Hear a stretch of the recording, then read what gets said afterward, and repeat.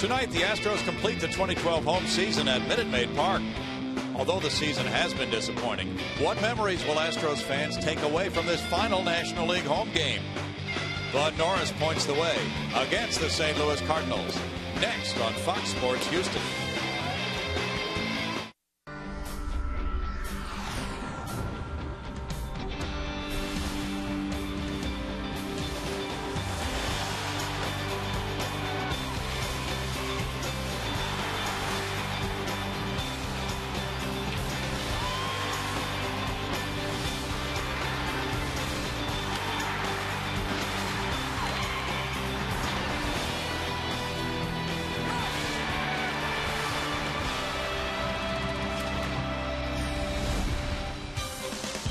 Live from Minute Maid Park in Houston, Texas, Fox Sports Houston brings you Houston Astros baseball. Tonight, it's the final game at home for the Astros. They meet the St. Louis Cardinals.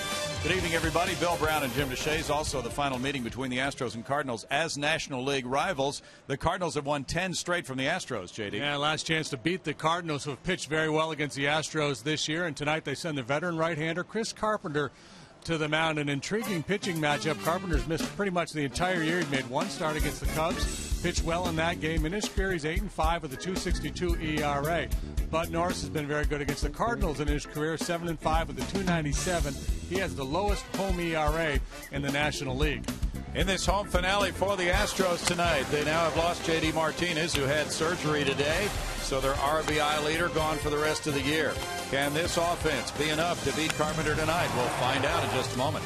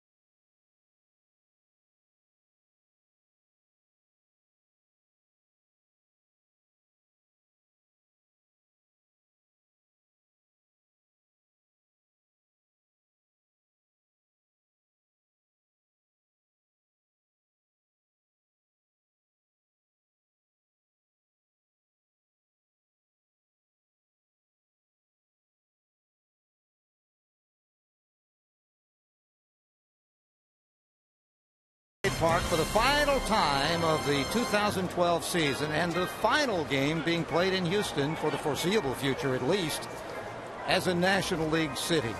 The Astros will be taking on their longtime rival Cardinals, and Bud Norris will hope that he is able to battle back from some illness to be strong on the mound against Chris Carpenter.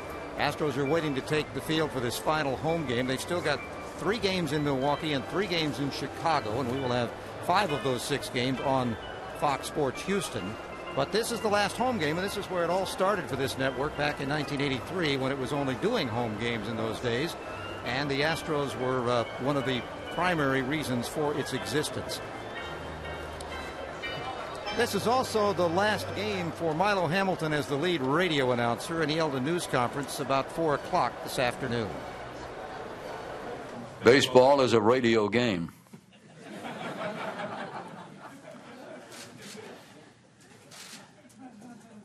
But I'll have the picture in case I want to see a replay. Okay, so since it's obvious he's not paying attention to J.D. Brownie or I, we can say almost anything. But seriously, he's had a great career. He's had a great career, 28 years of Astro broadcasting, and of course more than that, starting in the early 50s with the St. Louis Browns. 14 new teams have been added to baseball since he started, and several of the original 16 have changed locations. There's been a lot of change during his career, and look at the gathering of people in his booth as he gets underway on his final telecast. In fact, we expect to hear from him in the 7th inning when he's going to address the crowd. I'm not exactly sure as the Astros do take the field. I was wondering what the delay was. We're already a couple minutes past start time, but we'll be underway. So let's go up to the booth where Bill Brown and Jim Deshaies will call this final home game. Thank you, Greg, and a nice round of applause as the Astros take the field here at home for the final time this season. They try to snap a 3-game losing streak. At home, they've won 34 and lost 46. John Jay getting ready to step in the box against Bud Norris. The Hyundai lineup for Mike Matheny begins with the center fielder, Jay. He's followed by third baseman Matt Carpenter. It's Matt Holliday in left field batting third. The cleanup man is first baseman Alan Craig. With Yadier Molina at catcher, Adron Chambers in right field, Daniel Descalzo at second base, Pete Kozma at shortstop, Chris Carpenter the pitcher. Bud Norris made his first major league start against the Cardinals in 2009. He won that game. He's won 7 games total against the Cardinals since 2009, more than any other pitcher. See Randy Wolf and Zach Greinke behind him with 6. He shoots for number 8 against the Cardinals here tonight, trying to break an 18-game streak without a W. And the Astros defense is brought to you by the Home Depot. Martinez, Maxwell, Moore in the outfield. Laird, Lowry, Altuve, Wallace, third to first. Jason Castro behind the plate. It's back-to-back starts for Bud Norris against this Cardinal club. He was a 5-4 loser in St. Louis last Thursday, giving up 5 runs in 5 1/3 innings. And now, as you see, his home record so much better. 3-1 at home in 10 starts. A 1.90 ERA. Lucas Harrell finished his home season last night. His ERA 2.34, and Bud even lower than that. Well, that's the 7th lowest since the club moved into this ballpark among pitchers with 75 innings. If Bud goes 9 innings tonight, he'll have 75. So he will rank very high on that list of lowest ERAs in this ballpark at home for a season. But as you pointed out, JD, he just hasn't had a lot of starts at home this year. Yeah, it's been weird. He's been so many more starts on the road than at home, and those splits home and road are just crazy. Very difficult to explain. It's understandable that a guy would be better at home than on the road to a degree, but so severe with that ERA above 7 on the road, but so good here, including, check this number out, his last 4 home starts. He's pitched 26 2/3 innings, allowed 4 earned runs. That's a 1.35 ERA. No wins, no losses for him in that stretch. Strike one to John Jay. At 3:01, he has 4 homers, 37 runs batted in. Jay had 2 hits and drove in 2 runs in last night's game. Cardinals have really been on a surge of terrific starting pitching against the Astros in the season series. And they have won 11 of the 14 games from Houston. They've won 10 in a row for a club record winning streak against the Astros. Redbirds have won 4 in a row overall. That first pitch was thrown out of the ball game, and that will be marked a historic ball. The first pitch of the final game for the Astros as a National League club in their home ballpark. Jay swings late on the heater. That makes it 1-2 for Bud Norris. There's the authenticator. That's Mr. Authenticator to you, sir.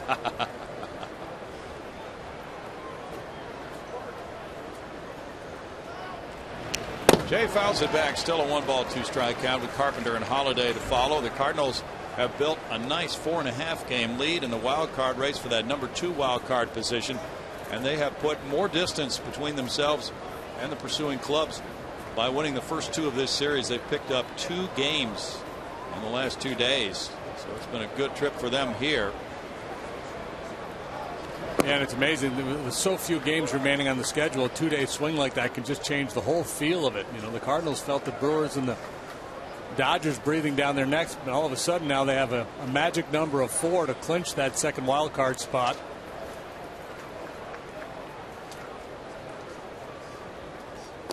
Jay swings at one, and he's down on strikes. He really lunged at that one. It fooled him. And Norris opens with a K.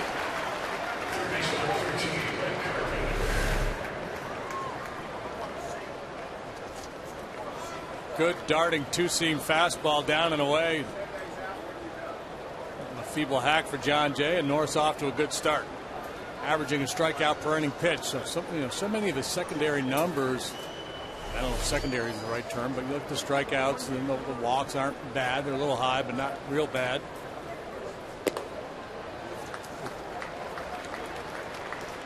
Easily be having a much better year in the 1-loss column than he's having.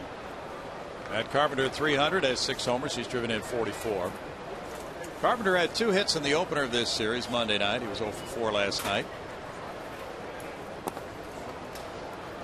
He looks at that one for a ball, and that evens a count of 1-1. Carpenter has a 370 on base average. Playing third base for the injured David Freese, who rolled his right ankle in the indoor batting cage before the game Monday night and is missing this entire series, but reported to be feeling a lot better and could play Friday. 1-2. 2-0 let up there from Norris. This is the final road game for the Redbirds. They're 38-42 away from Busch Stadium, where they will finish the final 6 games of the season against Washington and Cincinnati. Mike Matheny's club looking good right now.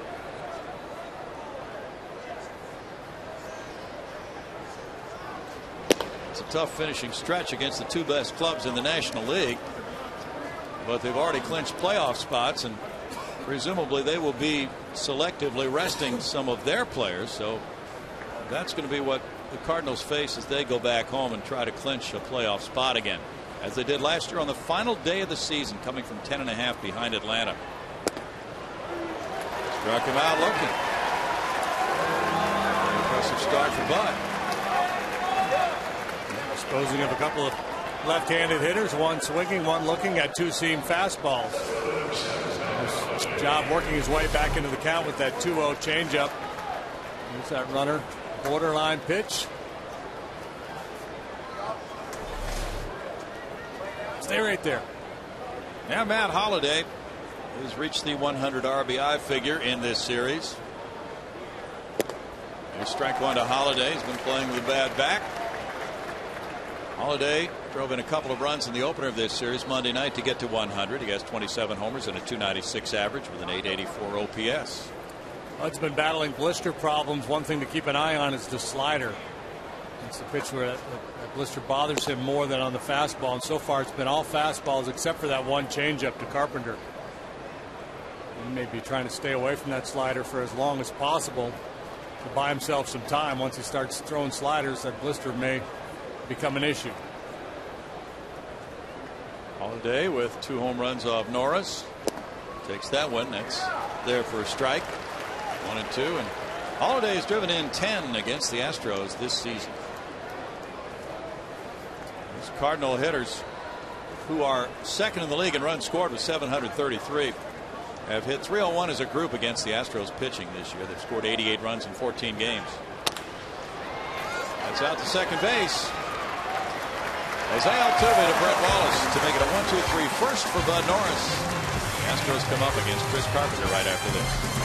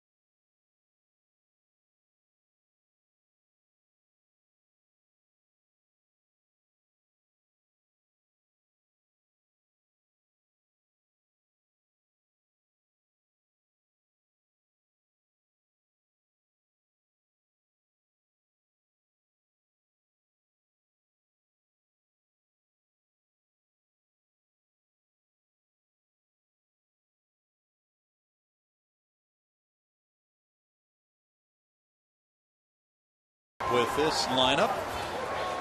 And it's brought to you by Hyundai. Jose Altuve at second base, Scott Moore in right field, Jed Lowry shortstop, Justin Maxwell center field, Red Wallace first base, Jason Castro catcher, Fernando Martinez left field, Brandon Laird third base, and Norris pitcher. Chris Carpenter makes his second start of the year for the Cardinals. Let's see a profile on him. 51 and 19, 04 through 06. The Cy Young Award winner in 05. He's got the best winning percentage of in all of baseball since 2004. Banged up, of course, in 07 and 8, and then returning to form the last 3 years before being injured again this year. First pitch in the dirt to Altuve for ball one.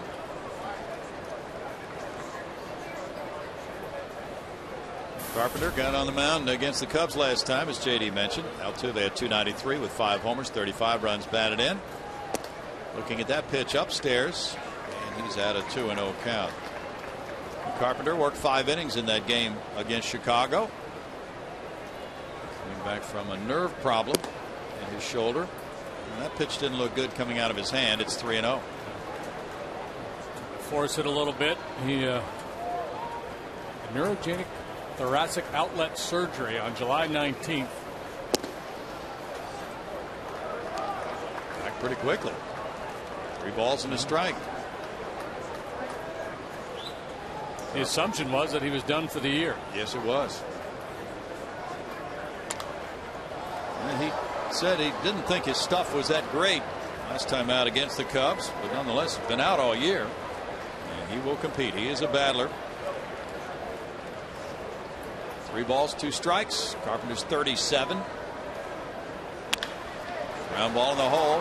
Cosma off balance throw, and what a play by Cosma.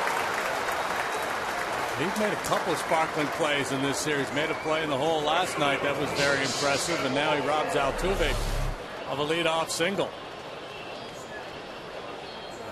How about that throw? Just outstanding. Now, Holiday J. Chambers cover the outfield for the Cardinals tonight. Carpenter, you saw Cosma, Descalzo and Craig on the right side, and Yadier Molina is just a weapon behind the plate. Scott Moore's a weapon at the plate. There's strike one to Scott. 5-game hitting streak for Scott. He's gone 8 for his last 13. 265, 9 homers, 25 runs batted in. What a terrific month of September with an OPS of 1322. It's 1 ball, 1 strike. Scott Moore making a strong impression on the Astros brass with what he's been doing this month. He's been on base in 17 of his last 30 plate appearances, and he's hitting .467 in September. 2-1 to count. Carpenter drafted in the first round in '93 by Toronto. Signed as a free agent with the Cardinals in '02. Strike makes it 2-2. That fastball clocked at 92 miles an hour. I watched some of his start against the Cubs, and he was sitting right around 89 miles an hour for most of that outing. He gets a strikeout. Will he play at 89 miles per hour, or does he have to have a few more? No, obviously it's all a matter of command. He can survive at 89 if he's keeping the ball down around the knees and getting good movement, and he's capable of doing that. Check Yachty's glove for a foreign substance. How'd he catch that thing? Yeah, got Velcro in there.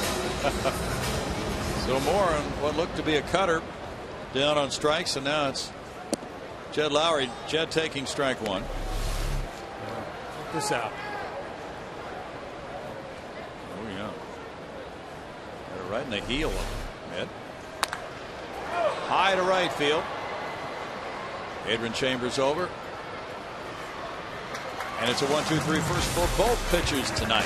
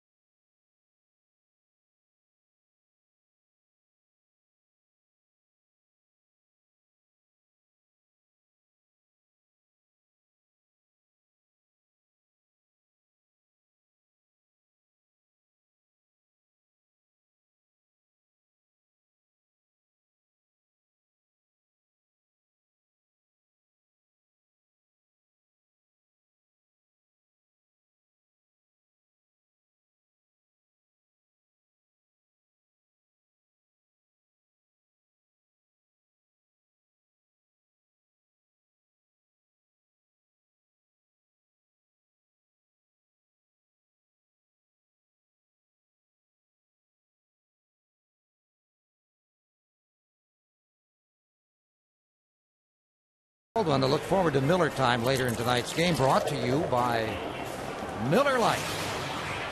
Both pitchers extremely effective in the first. We go to the second. Here's Browning and J.D.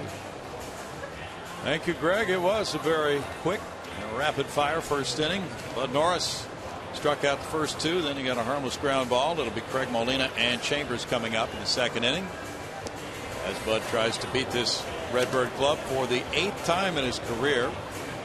And they have seen him in some of his very best starts, 7-5 and 14 career starts, with that 2.97 ERA since he made his debut in 09. His 7 wins are the most in the majors against the Cardinals since that 09 season. As Bud goes to work here, it's Alan Craig. Carlos Beltran is not in the lineup tonight. Craig had 309 with 22 homers, has 89 runs batted in. And an 894 OPS for Allen. Well, Craig, a guy that Bud Norris has not been able to figure out yet. Craig, 7 out of 14. That's 500. I'll do the math for you. Okay. With 2 home runs.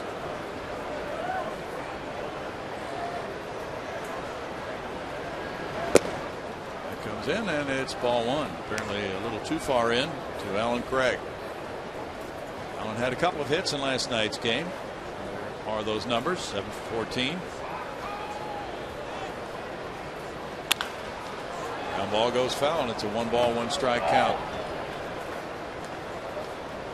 The Cardinals can reach 500 here at Minute Maid Park if they win this game. They're 53 and 54 here. Well, these two teams have a history going way back to when the Houston Buffs were a farm club of the St. Louis Cardinals. So many fine Cardinal players coming through Houston before they reach the big leagues. 2 hopper to third. Laird with a throw. That's out number 1. The all-time Cardinal greats stopping in Houston to work their way up to the big league club. The Dizzy Deans of the world, the Howie Paulettes. Many, many fine players. Now it's Yadier Molina. Molina at 322, 4th in the batting race with 21 homers, 72 runs batted in, and a 379 on base average. Just another fantastic year for Molina. Who's Howie Paulette? He was a good left-handed pitcher. Pepper Martin. Greg knows more about Howie Well, Paulette. Howie was a classic crafty lefty, wasn't he? Yeah. He played for the Cardinals. Of course, started here, got some good experience with the Houston Buffs. They go way back in time. As left-handed pitchers like Duchesne should know all the great lefties of the past. Oh, yeah. 2 outs as Laird takes care of both of them. I don't know about Howie Paulette. That one escaped me. Well, JD met a man who worked in Astros PR tonight, and he wrote the press release when JD was traded from the Yankees to the Astros in '85. And he and his wife are here tonight. They saw the first National League game in Houston in 1962, and they're going to see the last National League game in Houston tonight. And in that release, they compared JD to Howie Paulette. They said, this guy can be anything like Howie Paulette. We've landed ourselves a pretty good one. Adrian Chambers at 234 has driven in 4.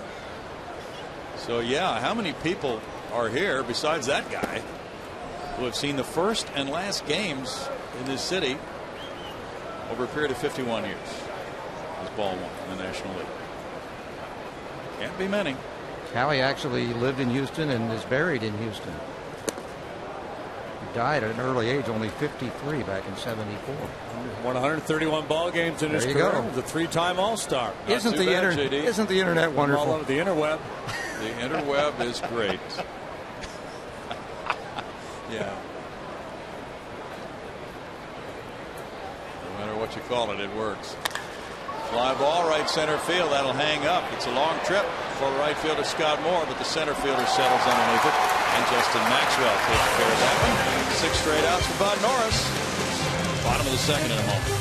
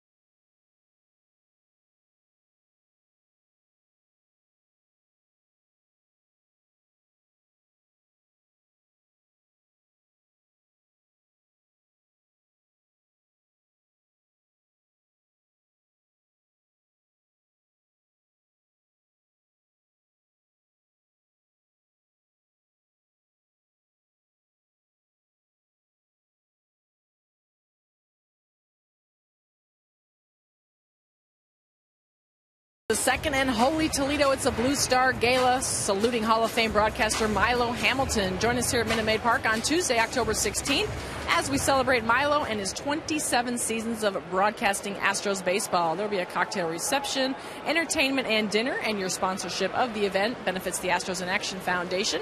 Reserve your table today at astros.com/community. And guys, I'm going to be up with Milo live here in the 5th inning, and then he's going to address the crowd in the... Oh, there, he kissed me pregame. I can't get away from that.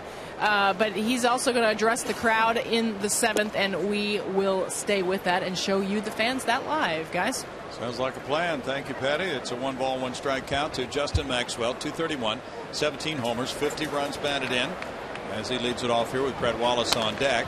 And it's foul back for a 1-2 count for Chris Carpenter. We had a 1-2-3 first thanks to Cosma's sparkling play on Altuve. Cardinals starting pitching has been amazing against the Astros. In tight. JD wondered last night. Here's the answer to your question. Cardinals starting pitchers against the Astros this season. Collectively 11-3 with a 2.93 ERA. Foul ball, but the last 8 games, and this has made an impact on you and other people, JD. Last 8 games against the Astros, Cardinals starters 8-0 with a 1.61. Yeah, that's kind of what it's felt like. The Astros just have not been able to get anything going against these Cardinal starters. And it's a deep group. They're a very talented bunch. Cosma back. And one guy they had whacked around was Jaime Garcia, but he pitched a beautiful game last night. He sure did. A shutout ball game, and the Cardinals have shut out the Astros 3 times this season. Lucas Harrell has been shut out in 7 of his starts this year. Brett Wallace with a 256 average, 8 homers, 22 runs batted in. Takes that one. You go through a run like that, that's when you start bribing guys in the clubhouse, start offering bounties. Hey, I'll give you $100 for an RBI.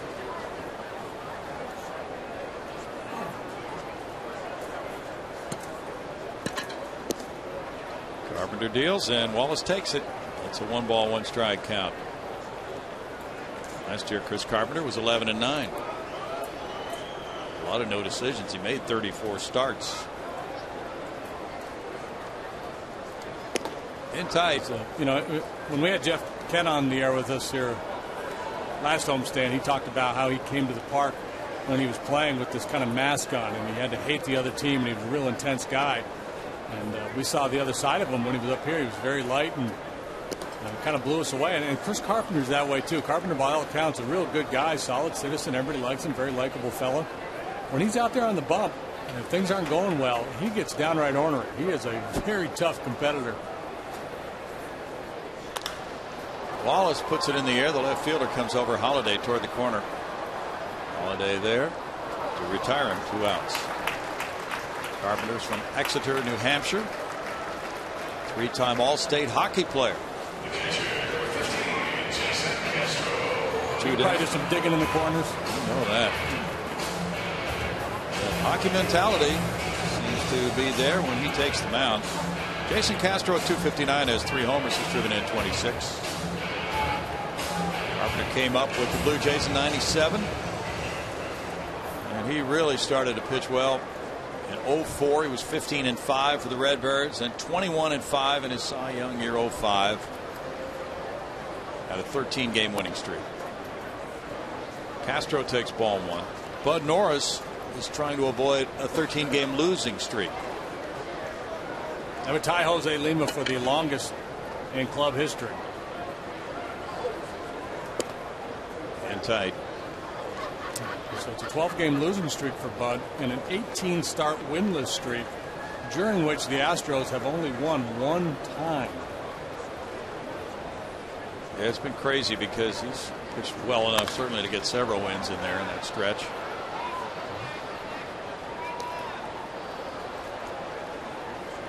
Yeah, and that's kind of the lesson here when you go through a patch like this. You're on a club that's not winning many games. It's difficult as a starting pitcher to pick up W's. You cannot afford to define yourself by that, and because it will just crush you mentally. Ripped up the line, but foul. Good swing by Castro. 2-2. When Carpenter's on his game, he's throwing darts to either corner, a little two-seam runner or a cutter, inside corner, outside corner. Occasional hard curveball.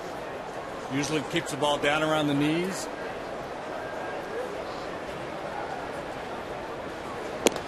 That's strike 3. Well, both pitchers are really on their game so far with 6 straight retired by both right-handers. It's 0-0.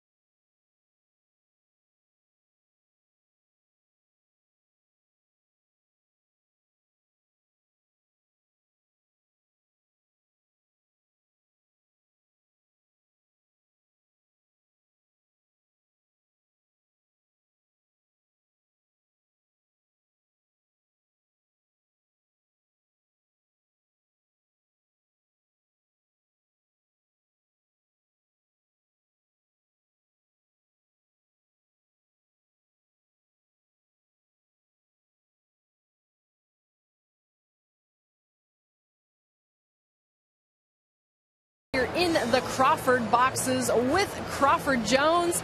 Just announced he is the winner of the You Make the Call Radio Apprentice Contest. Congratulations, Crawford. Thank you so much. I couldn't be more thrilled to come out and work for the Astros. Ended up working out that get right out of college and come right here. So I'm really happy to be here. And for those of you who maybe don't know, the Astros ran a contest looking for a radio sideline reporter. About 300 people came out and applied for it, auditioned for it. I was actually one of the judges for the first round. Crawford's the backup quarterback at the University of Houston for the Cougars. So as he said, right out of college, hometown favorite. How much do you think that worked in your advantage? Because the fan vote had so much to do with this. I was shocked that it had that as much to do with the contest as it did, but I was thrilled when I found out, being from the area, getting to, get a lot of fan votes. And if you don't know anything else about it, you see a guy from Houston in it, hopefully that, sways your opinion one way or the other. Yeah, and how much did you sway and rock the vote? How many of your football brethren and Cougar alumni over there were out there voting for you? We did what we could. We have a computer lab upstairs, and so every chance we got, I'd grab a couple guys out of the locker room, like, hey, guys, come here, I want to show you something. Hey, just sit here and start voting,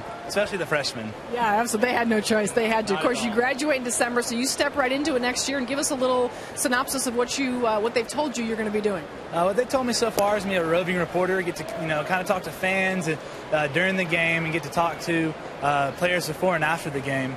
And so I think it's perfect for me. I think I'm personable, and hopefully the fans will think so too.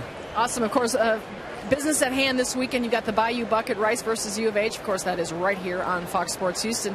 Big game for you guys. I know you're looking forward to it, playing out at Reliant. Absolutely. We can't wait. It's obviously a big game every year, no matter what the records are. And we're looking to get back on track, and I know they are too, coming off a loss to UCLA. And, we think we got a good chance, but, they do too. So you never know what happens in these rivalry games. So we're looking forward to it a lot, though. All right. Well, you have good luck this weekend, and congratulations. And we look forward to seeing you out here all next year. Absolutely. Thank you so much. All right, guys. Congratulations to Crawford. 2-1 to Daniel Descalzo. That's ball 3. Daniel with a .227 average, 4 homers, has 24 runs batted in. Yeah, we look forward to seeing a lot of Crawford next season. Daniel has 3 hits and 7 at-bats in this series. Infield shifted around, playing him to pull. And he fouls that one back. 3-2 with Kozma and Carpenter to follow against Bud Norris in a scoreless game in the third. Playing the count, and it was 3-1. Lowry was on the right side of second base. Now that the count's run full, he takes a few steps in the other direction. Back on the shortstop side. Maxwell's right behind Lowry in left center field. This one goes to right center field. And Scott Moore over. Pretty well hit by Descalzo. It's out number 1 for Norris. Well, we talked about some players who came through Houston, played for the Buffs, then went on to the Cardinals. Howie Paulette won 131 in the big leagues. Played in Houston in the minors and had a 55-16 career minor league record. And back-to-back 20-win seasons in the Texas League for the Buffs. I mean, that's a guy who earned his call-up to the big leagues, 55-16. So many times you hear the modern players say, well, I've got nothing to prove down there. You know, Howie could certainly make that case. Yeah. You know, Bill McCurdy, the longtime baseball fan and Sabre member, he knows all about Howie Paulette. He's been roaming around the ballpark today, by the way. Bill wearing his Midville 9 uniform in honor of this final game. But yeah, Paulette was super. Only 19 years old the first time he won 20 here. Bud Norris throwing that pitch to Pete Kozma, and he falls behind him 2-0. Kozma is 3 for 6 in this series. Bill McCurdy, part of group researching the beginnings of baseball in the city of Houston. Could be 0-2.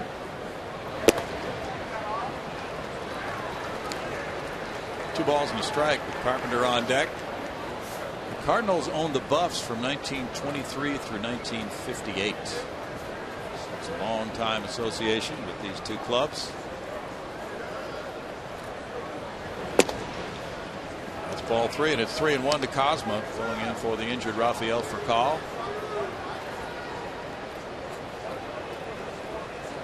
Crawford Jones goes to class not too far from old Buff Stadium.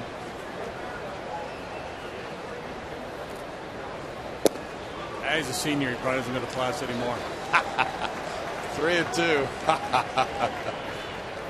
He's a quarterback and a senior. He's getting ready to go to work now. How about that, stepping into a job like the one he's going to get? That worked out well. Swing and a miss, and Norris comes back to strike out Kozma. That's number 3. Elevated slider, but he got away with it. 8 up, 8 down for Bud.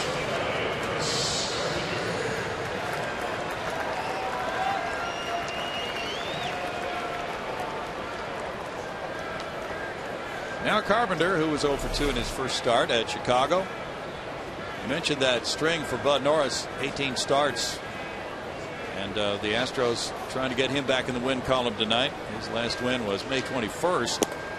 At that point, he was 5-1 with a 3.14 ERA, but he has 8 quality starts in those last 18 without any wins. Lima has the longest losing streak, then Bud, and then Tom Griffin, Dick Drott, and Fernando Abad actually has an active 10-game losing streak. Okay, I didn't realize that.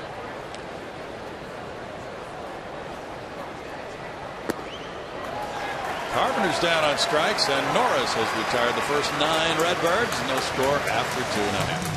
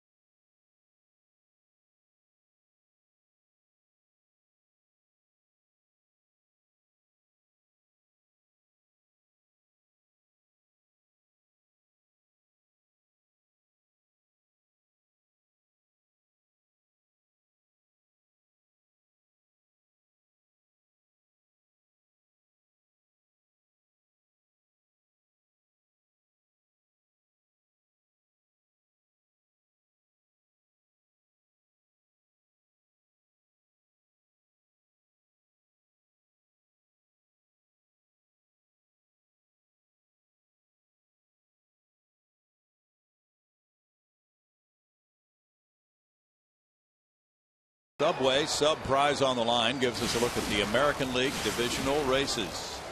It's New York 2 in front of Baltimore in the AL East. In the AL Central, a dead heat between Chicago and Detroit. In the AL West, Texas 4 games up on Oakland, and they are playing each other. Great race in the Central, Chicago and Detroit. Here are the remaining games. The Birds have 1 with Toronto, 3 with Boston, and at Tampa Bay. You see the rest of the schedule for those contending clubs. The Angels are 2 back of the second wild card spot. Tampa Bay 3 back. Now Chris Carpenter works to Fernando Martinez, who looks at strike 1. Fernando at 210 with 3 homers, has 10 runs batted in. He is 0 for his last 15. He's hit by the pitch. First base runner of the game. Martinez aboard for Brandon Laird. Rough month of September for these Astros players. A lot of walking wounded. We talked about Carpenter's edge out there on the mound. You can see him after that hit bats, but normally it's the hitter that's frustrated or upset. Carpenter chapped at Martinez for not getting out of the way, kind of staring him down. How else are you going to get on base against this guy? 346 for Brandon Laird, 1 homer. He's driven in 4. He's on a 3-game hitting streak.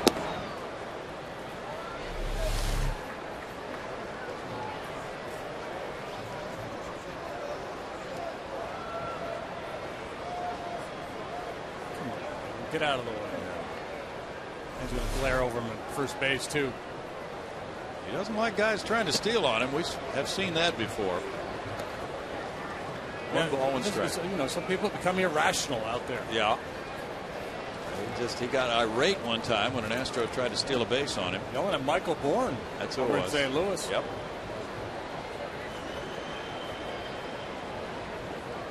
Well, he's working to a catcher who's thrown out 46% of the base stealers this year.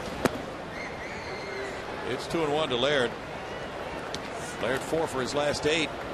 Matt Dominguez has been home with the flu the last couple of days. He is feeling much better. Could play tonight, but he should be fine from this point on. Flu bug, though, has affected a few guys on the Astros club. Bud Norris comes out to the on-deck circle. In the hole, Cosma throws back to second. Then Descalso guns to first.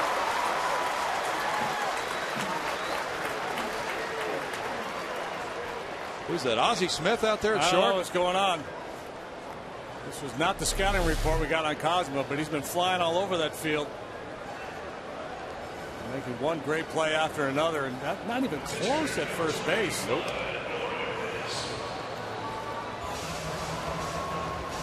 Strong throws. Scalzo turning the double play, number 146 for the Redbirds. And now it's Bud Norris. Norris with 5 hits and 47 at bats, has a 106 batting average. Taking all the way, and it's ball 1 for Carpenter. Cardinals have the 6th best ERA in the National League. Their bullpen has been very good. It's 2-0.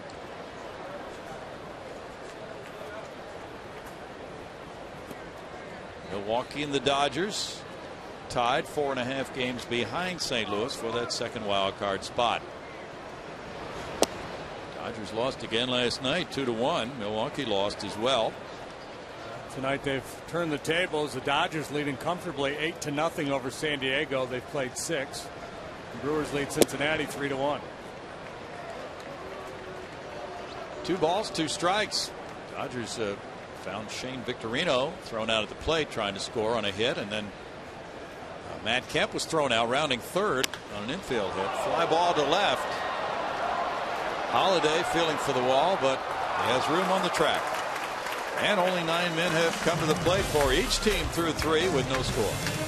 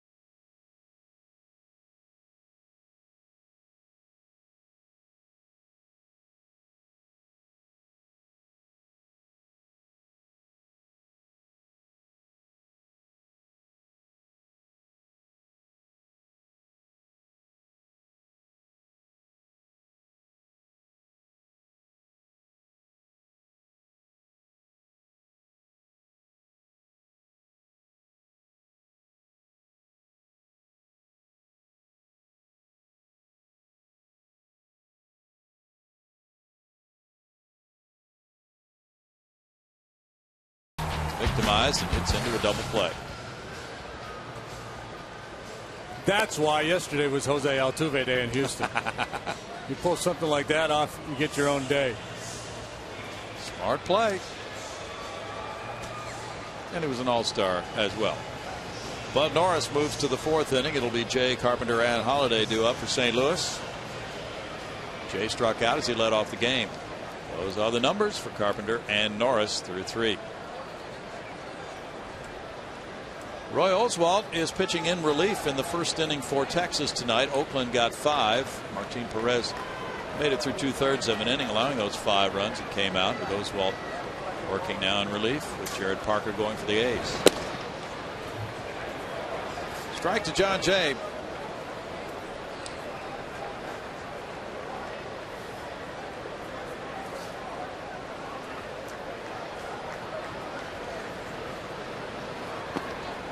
Jay takes a look at that one, and it's a 1-1 count. Likes his changeup tonight. He's hasn't thrown a lot of them, but he's featured it to the left-handed hitters, and he just doubled up on it there with Jay.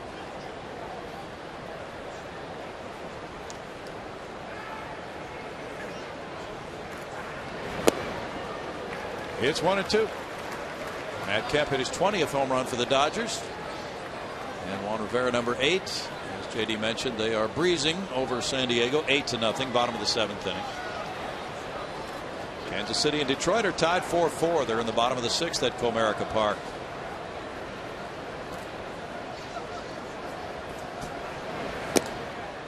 Jay takes a look at it. It's ball 2, and that makes it 2-2. Baltimore is getting out the big bats with a 5-run 5th inning, still batting, leading Toronto 6-2 at Baltimore.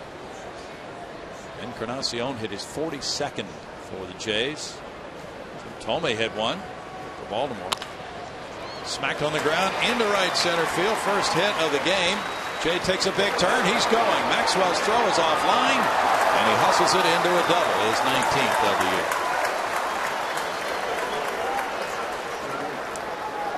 Good player, John Jay. Yes. Made a spectacular play in center field here. A juggling play the other night. Competent leadoff guy. Usually sees a lot of pitches. Steal a base for you. High average hitter. And it's just good instincts here. Sees that ball headed towards the gap. Knows that one of these 2 outfielders has to go a long way to get it and then make a hurried throw. So he presses the action right out of the batter's box.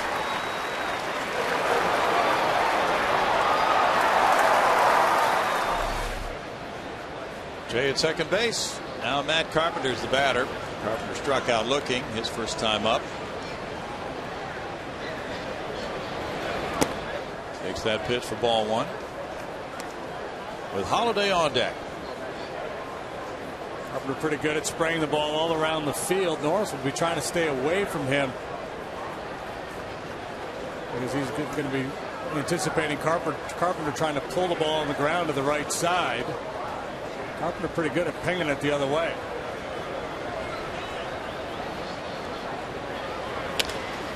This one's in the air to right center field. Scott Moore coming in for it and making that play. Altuve peeled off. One down. And Matt Holiday has been plagued by some back problems. Will come up for the second time. He grounded out to second earlier.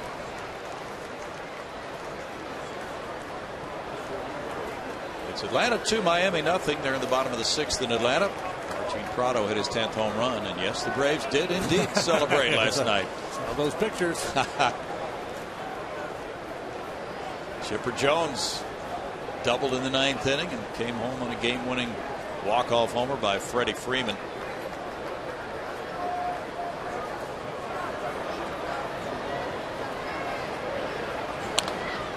Foul back, strike 1. Chipper is not a big fan of this one-game wild card playoff. He used the word stupid to describe it. He said 2 out of 3 wouldn't be bad for this wild card. But he said one game, you know, somebody has a bad day or an umpire misses a call or something, that's tough to take. It was that one game. Referee blows a call in the end zone. Was it a catch when it should have been an interception? Boom, you're going home. Yeah.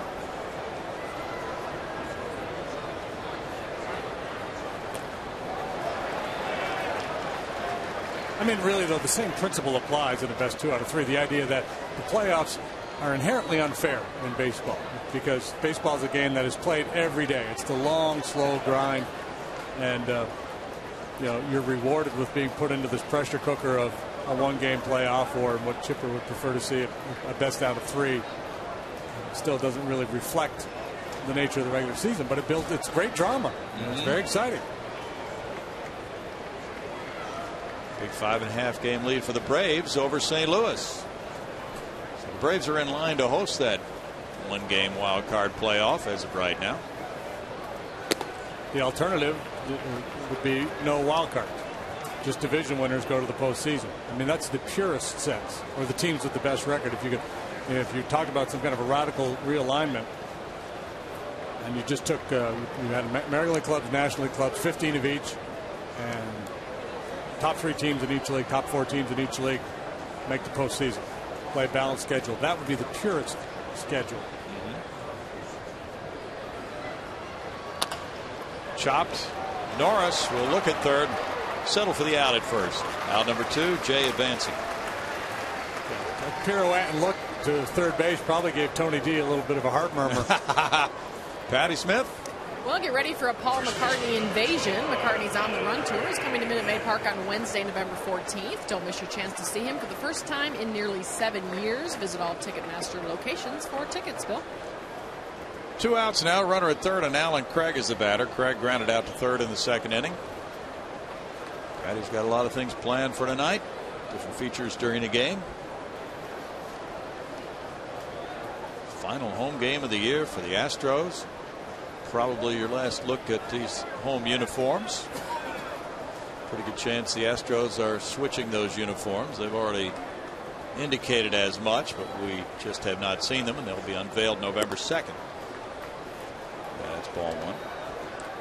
So a different look, a different division, and a different league for next year when opening day rolls around here at Minute Maid Park against the Texas Rangers. Bring them on.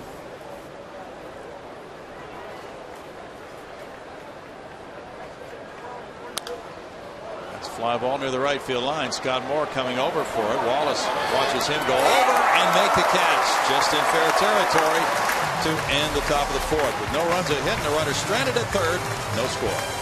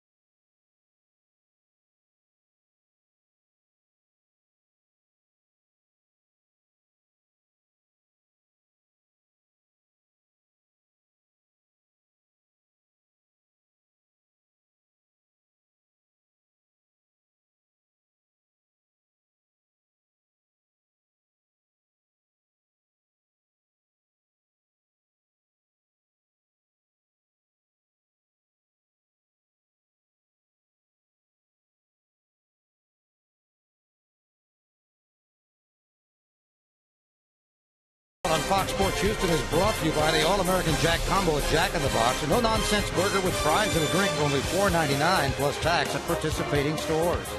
By the all-new Mazda CX-5 with 35 highway miles per gallon. And by the motion picture Looper in theaters Friday.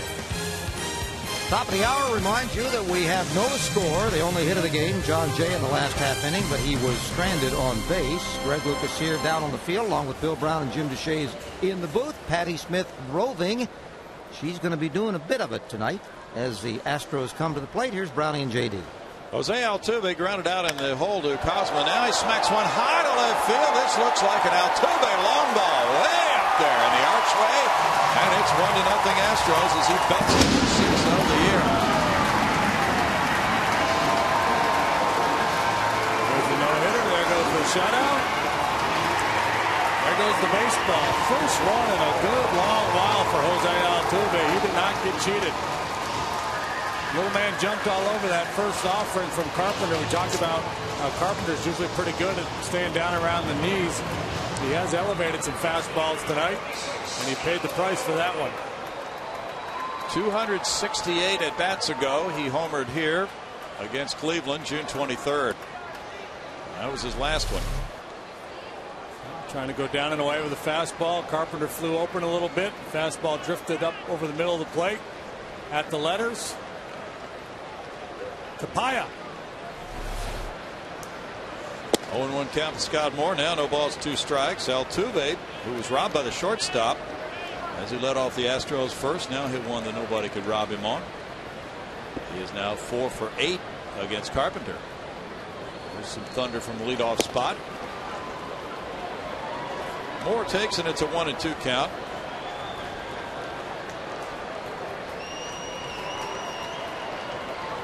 Cardinals have out-homered the Astros in the season series 17-9 now. It's 2-2 to Moore with Jed Lowry on deck.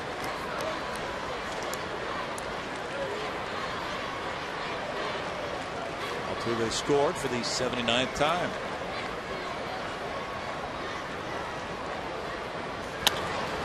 It's lined but foul. Still 2 balls, 2 strikes. Washington leads at Philadelphia. It's 5-2. Nationals, bottom of the 6th inning. Ian Desmond in his 25th home run. Bryce Harper, number 20. Kurt Suzuki, number 6. You know, Bryce Harper might end up winning this Rookie of the Year in the National League after all. He could.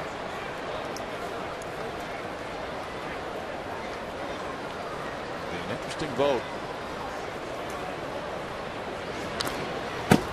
Good sinking action on that one from Carpenter, but Moore was able to foul it to stay alive. 3-2. Most of the buzz seems to be around Todd Frazier of the Reds for that Rookie of the Year award. That's out to left center field. John Jay way back into left center field, looking up off the 404 sign, and there's a long double by Scott Moore. Mr. September has a 6-game hitting streak now. 9 for his last 15. That's his 11th double. Because of the double play in the third, Carpenter had faced the minimum until this inning. Now the Astros put 2 very good swings on him. Home run Altuve, and this bolt off the bat of Scott Moore. He's just locked in. His timing is outstanding. He's not getting fooled. Very balanced in the box. Not chasing bad balls. And a very impressive run. That one sailed off his bat for extra bases, and now he's on for Jed Lowry. Lowry hit a fly ball to right in the first inning.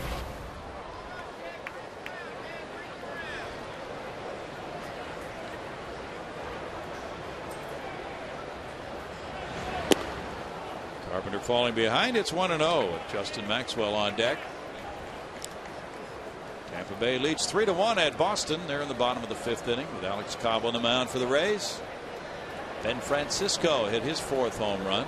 Carlos Pena, number 19. Rays putting on a September surge. 2 balls, no strikes. With Oakland's difficult remaining schedule, Rays might get some help.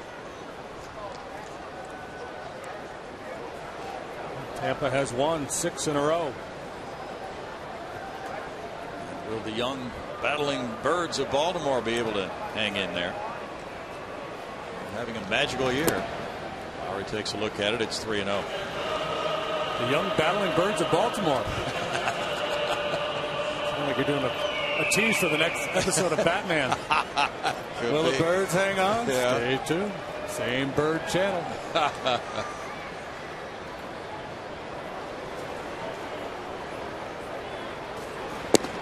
Lowry takes it. It's a strike to Jet. 3-1. On Markham, and Milwaukee had the lead 4-1 at Cincinnati. They're in the bottom of the 6th inning. Aoki hit his 10th home run for the Brewers. And he's a rookie. That's a lengthy career in Japan, but he's classified as a rookie, and he's having a nice year. True. 3 balls, 2 strikes to Lowry, who's hit .282 against the Cardinals this year with a couple of homers, 4 runs batted in. Wade Miley of Arizona. He's had a nice strong year on the mound.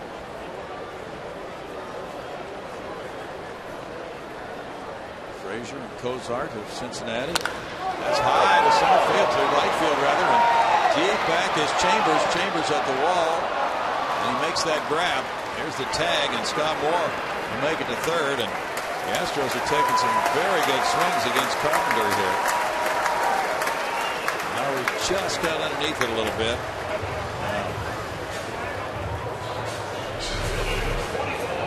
Three consecutive hitters putting very good swings on Chris Carpenter here. This one just stays in the yard for Chambers. The former quarterback, he's got a good arm out there. Went to Mississippi State on a football scholarship. Matheny brings the infield in with a runner at third and 1 out for Justin Maxwell, who popped a short in the 2nd inning. We're going to find out here pretty soon if Carpenter's got a plan B, because he's been pretty much mostly, if not all, fastballs. You know, a little cutter, a little sinker. It's not straight fastballs, just creating a little bit of movement, the occasional slider. I haven't really seen the curveball or anything real soft to get the hitters off of his fastball.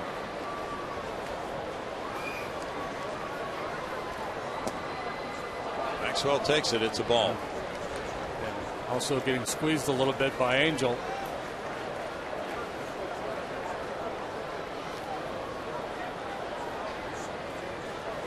Which, well, in the right circumstances, getting squeezed by Angel can be a good thing. Here it is not.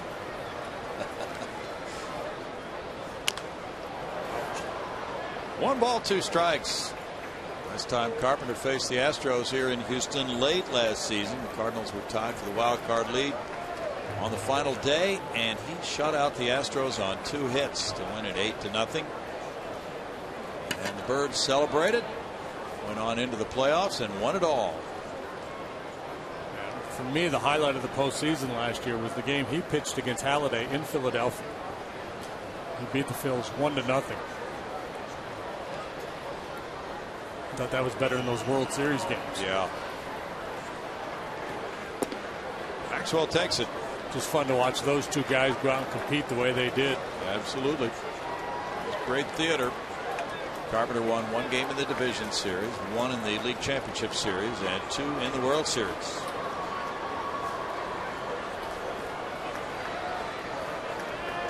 I'll try to get Justin to chase here.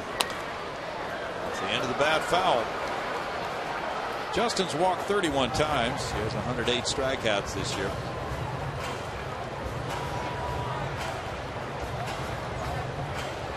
Carpenter has 144 major league wins. He's pitched well here at Minute Maid Park. 4-3 with a 2.54 earned run average, walking 16, fanning 55 in 78 innings. Tap is short. The runner's coming to the plate. Here's a throw from Cosma to Molina. He puts the tag on Moore, and it's out, number 2. Maxwell to first, and Brett Wallace the batter next. That's a play where people in the stands are probably thinking, well, why did he go? Well, he was going on contact, and probably the one thing he could have done was slammed on the brakes there and tried to get in the rundown to see if Maxwell could get into scoring position.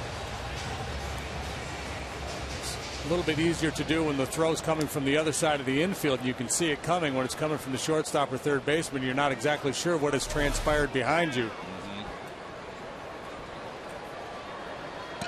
Now Wallace hit the ball into the left field corner, and it was caught by Holiday his first time up. It's a curveball and a good one. Wallace worked the count to 3-1 his first time up. Taking strike 1 here.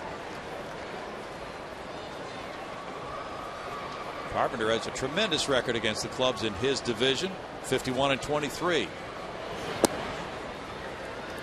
It's 1-1. Next year, the Astros move out of the NL Central, leaving it with 5 teams. They move into the AL West, adding a 5th team there, and all 6 divisions in Major League Baseball will have the 5 teams. Easier to schedule that way. You know that the American League West is the only division in baseball where all their teams are above 500 in the second half of the season. Ooh, good stat. Yeah, that's going to be a difficult division to join next year. Wouldn't be the one you would choose, would it? Runner takes off. Swing and a miss. Molina's throw bouncing, and there's a stolen base by Maxwell. Well, I don't know. It's hard to say because for me, you know, baseball is very cyclical. Teams rise and fall.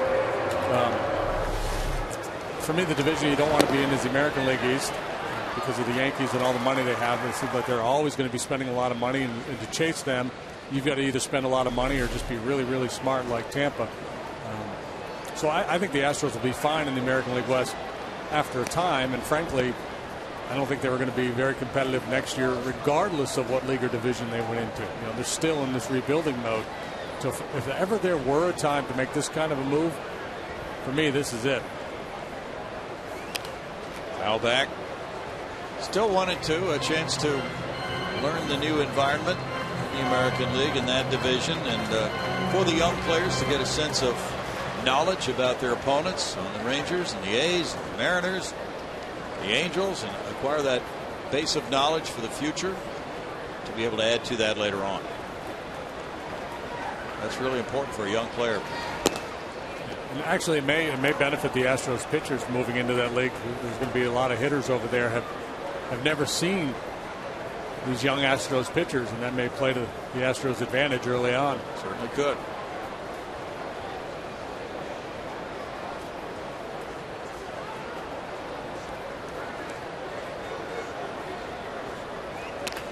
That's a looping line drive into right field. Chambers can't make a catch. Here's the turn of third, and the throw to the plate. Maxwell is in there, and the throw goes over Molina. It's backed up by Carpenter.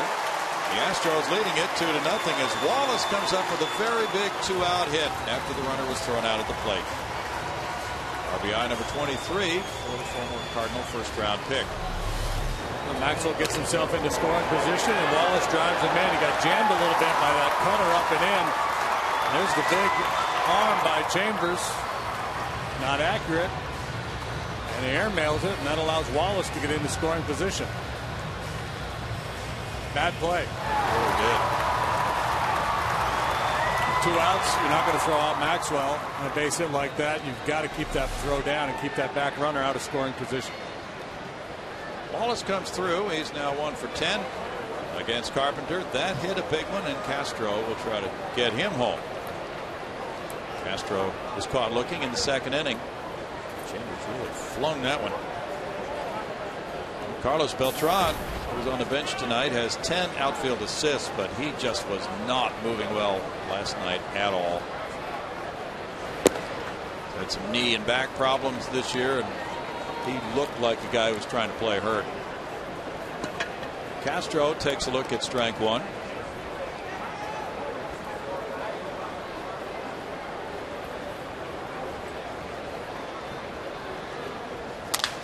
Broken bat roller. Descalzo over to Craig. And the Astros grab the lead with 2 runs on 3 hits and a man left. They lead it through 4, 2-0.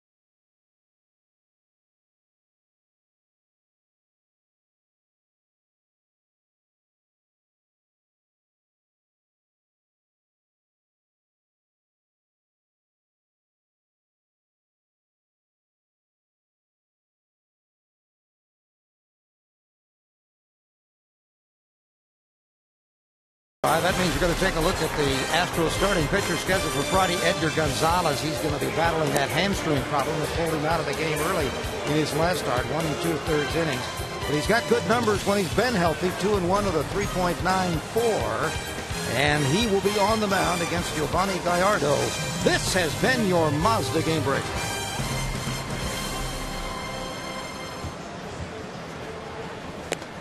Well, the Lancaster Jethawks brought home a title in the California League, and their manager and some coaches were honored on the field.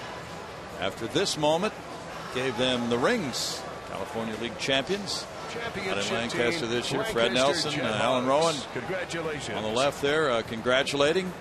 Rodney Linares, the manager, Don Alexander, the pitching coach, Darryl Robinson, hitting coach. Here to get those congrats tonight for the crowd. Smiles all around. Yadier Molina leads it off in the 5th inning. It's 2-0 Astros. Molina grounded out to third earlier.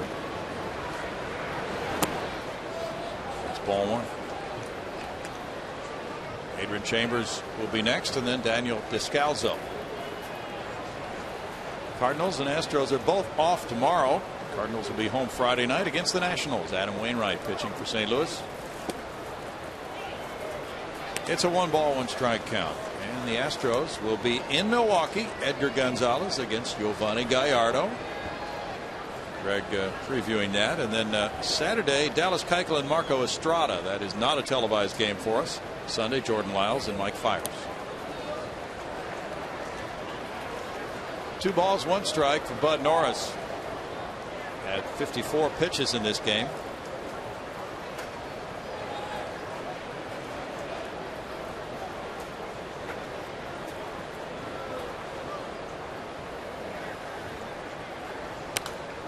That's foul back.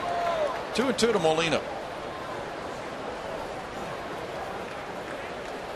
Chris Maloney, the first base coach of the Cardinals, was talking about Molina before the game tonight during batting practice. Just what a rock he has been. He said, well, you know, if you ever want to lean on a guy, it's a guy like Molina. He plays whenever you need him to.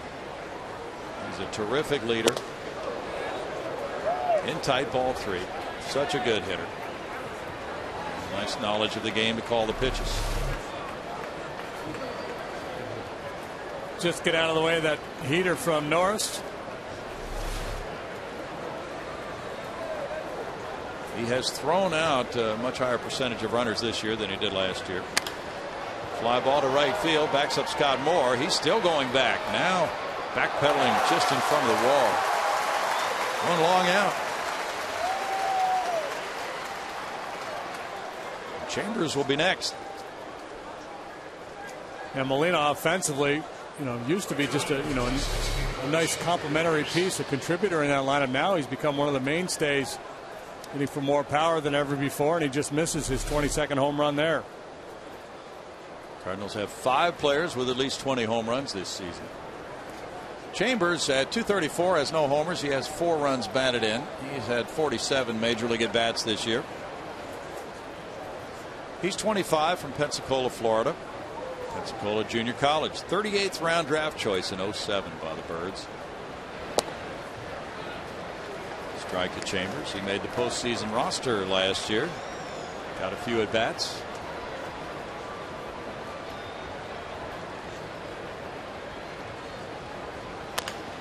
He tops this one. Wallace tossing to Norris. 2 outs. And Descalzo will follow. The whole key to that play is the first baseman being decisive. Go ahead and get it. That lets the pitcher know that he's got to bust it over there to cover first base. Sometimes if the first baseman comes off the bag a little bit and is hesitant, the pitcher will slow down thinking that the first baseman is going to return to the bag. You shouldn't, but sometimes you see that happen. But if the first baseman commits early, then you know you've got to cover that base.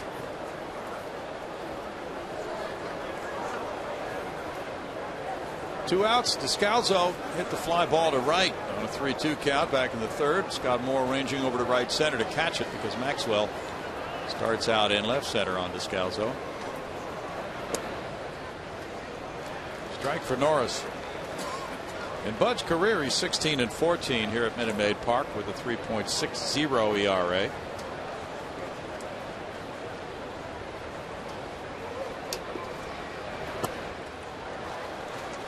It's 0-2 to Descalzo.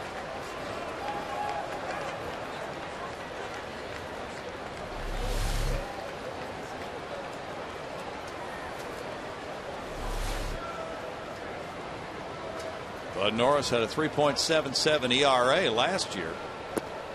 He was 6-11. He gets a strikeout, and that's number 5. In the middle of the 5th inning, it's the Astros 2 and the Cardinals nothing.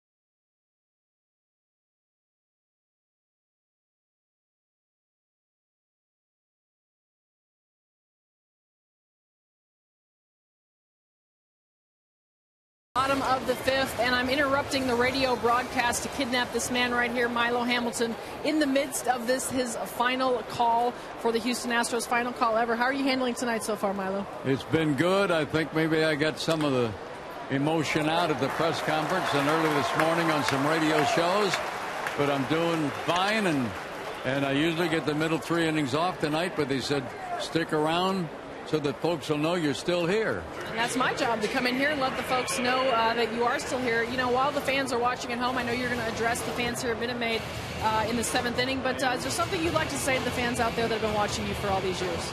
Well, I think I have to tell them you've been marvelous to me, 28 years. You've been in support of me and some of the bumps in the road I've had health-wise, and losing 2 key members of my family, my wife and my daughter, within a year of each other, and the outpouring has been fabulous. And I'm hearing a lot of folks today wishing me well and thanking me for the memories, and I thank the fans for the memories too. Well, we do thank you for the memories, and before I let you go, I know you've answered this many times, but let's say as a Houston Astro broadcaster, what has been the memory that stands out most for you? Well, I think you start right there with the Scott no-hitter in '86 and follow it up with Biggio's 3,000. And the fact that the career encompassed the 3,000 hits plus, that would be number 1, and Scotty would be 1A. And of course, you will remain with the organization doing some things. You want to just tell everybody where we can find you? Right after the line drive goes to right and it's caught, and that's an out in the inning. No, I'll be here. I'm going to be doing a lot of things for the ball club. Going to be an advisor to Mr. Crane, the new owner. And that sounds kind of nice. Really? Yeah, I mean, I know that I'm going to be here, going to do a handful of games each year, do Astroline. So I'll be here, and I'll follow your career too, you know. Well, good. Well, yeah, you're not letting me go here, so I don't think I'm going to get too far. You did say that baseball was a radio sport. However, you are on TV right now, and I trust you'll be watching it on TV at some point. I will. I like the pictures, and I'll have the radio on so I can hear the radio game. All right, Milo, it's been a pleasure. It's been an honor. I've enjoyed working with you. One more? One more. God. Here we go, guys. Oh. Herb is going to be jealous, Patty. Yeah, I don't know. Yeah, did you know that Herb Deshays kind of does that to me once in a while, too? You might have to battle it out with him. Son of a gun. Yeah, how about that? Well, there's nothing like competition. That's true. That's true. I've always said I'm pretty popular in that 85 and up demographic. Stop that. Love you, Milo. Love you. Thanks for everything, Patty. And that's a sacrifice for Norris, who's hoping to beat it out for a hit. Put down a good bunt. But the Cardinals got him for out number 2. And Fernando Martinez, who led off the inning with a single, gets to second base. Run, buddy, run. Good hustle. Play the game. Play the whole game. Game that is going very well for Bud Norris so far with a 2-0 lead. Now, with 2 outs, it's Altuve. He hit a high home run in the 4th inning under that archway above the Landry's Crawford boxes. He was robbed by the shortstop his first time up. And the strike one. Fabulous career for Milo Hamilton. He has served the fans very well down through the years. He's made a lot of fans for baseball. It's been fun being around him, and it's nice that he's going to stay in the organization. The ball again to shortstop. This one a tough play, and he can't make the play. Cosma can't pick it up on a second try either. And it's first and third, 2 outs as Altuve reaches. He just needed to roll it a little bit slower than he did in the first inning. Cosma's made some spectacular plays. This time he just comes up empty. If he gets it cleanly, he's probably going to get Altuve, but he clanked it. The Astros with an opportunity to add on.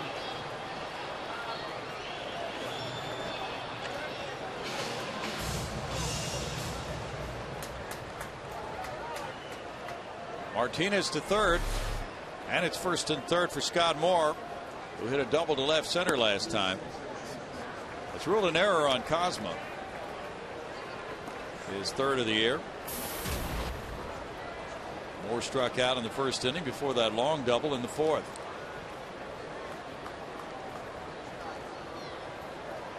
Scott's hit .217 against St. Louis coming into this game. This one up the right field line. Chambers over. And in the 5th inning for the Astros, it's no runs, 1 hit, 1 error, 2 men left after 5-2 Houston.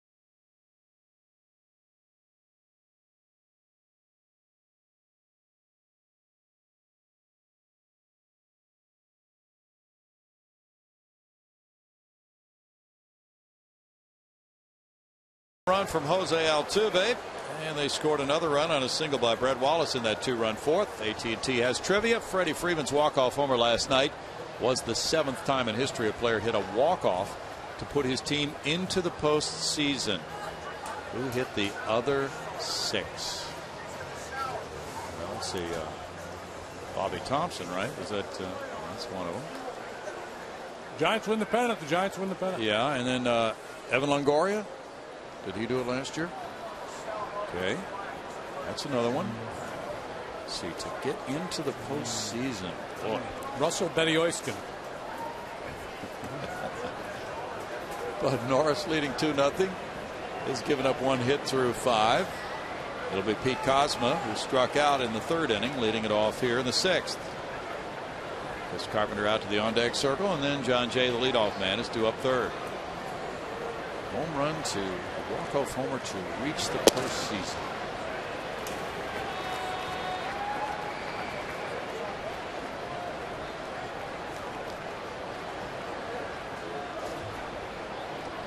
Oh no, I'm just gonna eat Milo's cake. Good cake, isn't it? We got the light colored cake. Chocolate was good too. Was there chocolate cake in there? There was. I missed that one. Not too many pieces. They disappeared quickly. Strike 2 to Kozma.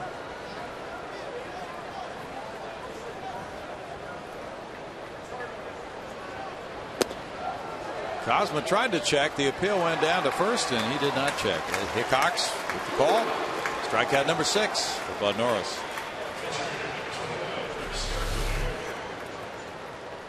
Second time Kozma's punched out. We talked about Bud and that slider early on. First inning he was pumping fastballs, but the slider has been there for him as well. Here's the cake. Still think we should do a blend baseball with this whole food TV concept. We could work with that. Bring, chefs on and cook and do like the Today Show. Strike 1 to Carpenter. Be a way to introduce our viewers next year to the American League. That's true. The cuisine of these different cities we're going to. Seattle would be fish, right? Yeah, fish. Salmon, maybe. Maybe salmon and a cup of coffee. No balls, 2 strikes. So is your concept of that the fact that we don't talk, we just eat throughout the entire 3 hours? Well, basically, it's people bring us good food to eat. Under the guise that we're going to give them some bogus publicity. Off the glove of a diving Altuve, and Carpenter is aboard. A single for Carpenter, hit number 2 for the Redbirds.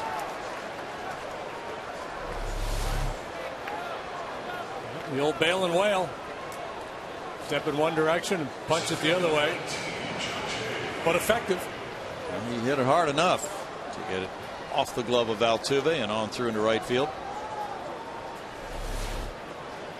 Brett Wallace is not going to hold Carpenter. With 1 out, it's John Jay. Jay doubled to right center in the 4th and was stranded at 3rd base. Jay's the only Cardinal who's reached 2nd in this game. CC Sabathia and the Yankees won at Minnesota 8-2. Sabathia goes to 14-6. Big man punched out 10 for the Yankees today. That's ball 1. They're looking good. Pull ahead of Baltimore a little bit further.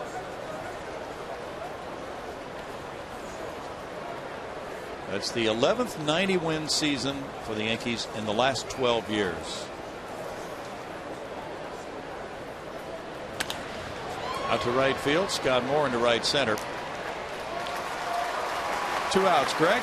Hey, this moment in Astros history is brought to you by the MD Anderson Cancer Center, making cancer history. And this was also baseball history. It was in 1981 when Nolan Ryan threw his 5th of 7 career no-hitters. That broke the tie with Sandy Koufax. His only one with the Astros. The Astros defeated the Dodgers 5-0 on national TV.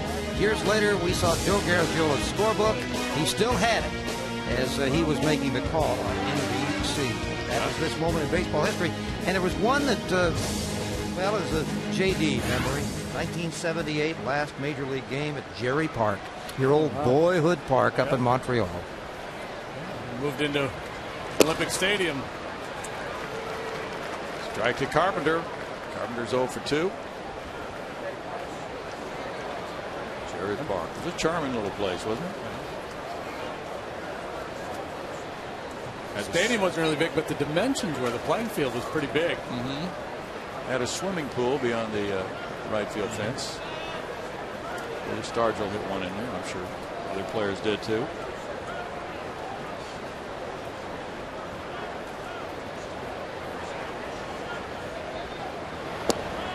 Carpenter swung at it. I didn't realize they played through 78 at Jerry Park because the Olympics were in 76 in Montreal. Yeah. It took them a while, I guess, to Well, I don't think pull that's the plug right. on Jerry Park.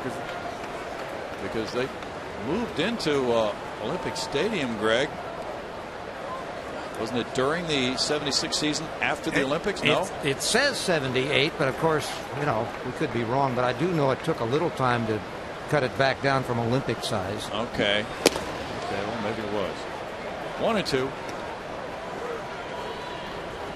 Perhaps they were sharing. You know, who knows? Maybe they played some games there and totally moved out of Jerry Park in 78. I'll do a little more research. Okay. There probably aren't three people who really care that much about it. Well, I know, but we got to be faithful to those three people. Yeah. Grounded foul. Back to trivia, brought to you by AT&T, about those walk-off home runs that put teams into the postseason. There they are. Longoria, Bruce against the Astros in 2010. Steve Finley, Alfonso Soriano, Hank Aaron, and Bobby Thompson. Didn't realize Hank Aaron had one of those in 57. An 11th inning home run, we're told. I have no memory of Jay Bruce hitting a walk-off home run clinch. I think it was off Tim Burdack. Where were we, up there? Yeah. We were in Cincinnati.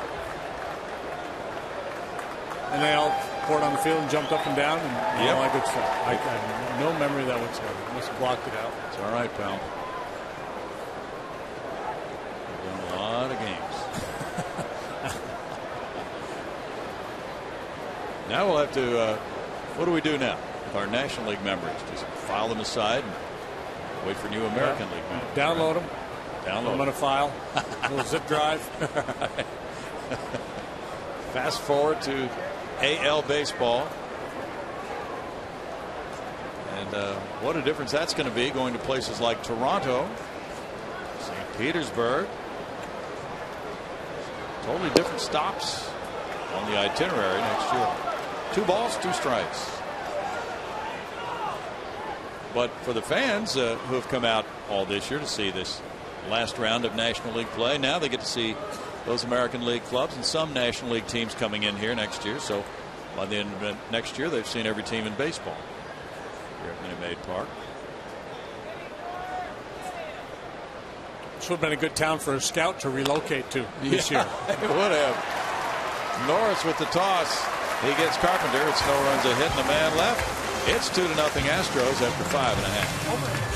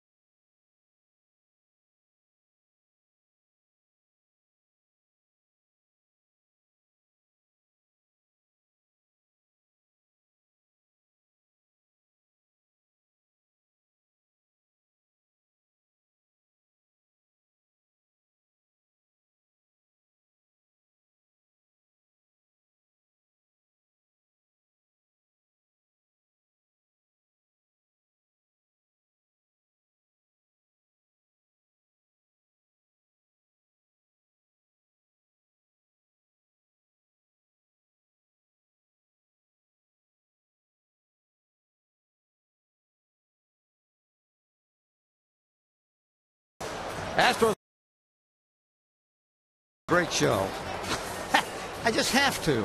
Emily Reppert with her Chevy Hometown Kids, 10 a.m. on Fox Sports Houston. And I know if you've wondered what happens after the baseball season, well, I went to the website, and you can too, hometownkids.tv. And they're starting the new fall season. So even though we won't be telling you about it, you don't have to miss any of the editions. 10 a.m. on Sundays, Fox Sports Houston. Thanks, Greg. 2-0 Astros, and it's Lowry leading off, bottom of the 6th inning. Jed has hit 2 fly balls to right field. You got a kick out of watching those little guys dance. Yeah. Strike 1 to Lowry.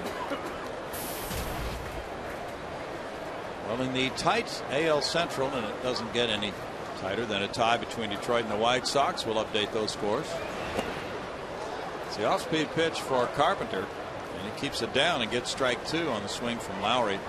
Detroit got a run in the bottom of the 8th and leads Kansas City 5-4 now, moving to the 9th inning with Jose Valverde in the game.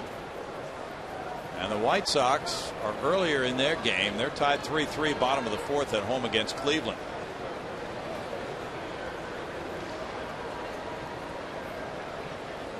It's Oakland 7, Texas 3. They're in the top of the 3rd at Arlington. Tanner Shepard's in the game now for Texas. Roy Oswalt came in relief in the 1st inning. Tap foul. Yu Darvish missed a turn. He's supposed to be in line to return to their rotation. The Rangers not really pressing it, making sure that they have a club that's as healthy as they can get it for the playoffs. The Mets lead Pittsburgh 6-0 after 8. Lowry swings and misses at that one in the dirt, and he's tagged out, 1 out. Strikeout number 3 for Carpenter. Somebody was talking about a positive on the Pirates this year. Here's the strikeout. Good hook from Carpenter. He had Lowry out in front of first, the changeup, then the slow curveball. He's made an adjustment after the top 3 in the order took some pretty good whacks at him back in the 4th. They did. Strike 1 to Maxwell. Max 0 for 2, but he stole a base and scored a run. The Pirates have won 76 games. That's an improvement in the win column. They haven't won that many since '99, so that's a positive for them. They've lost 78, and everybody's focused on the fact that they've had 19 straight losing seasons. They're 2 games under 500 this year and about to go 3 under, it would appear.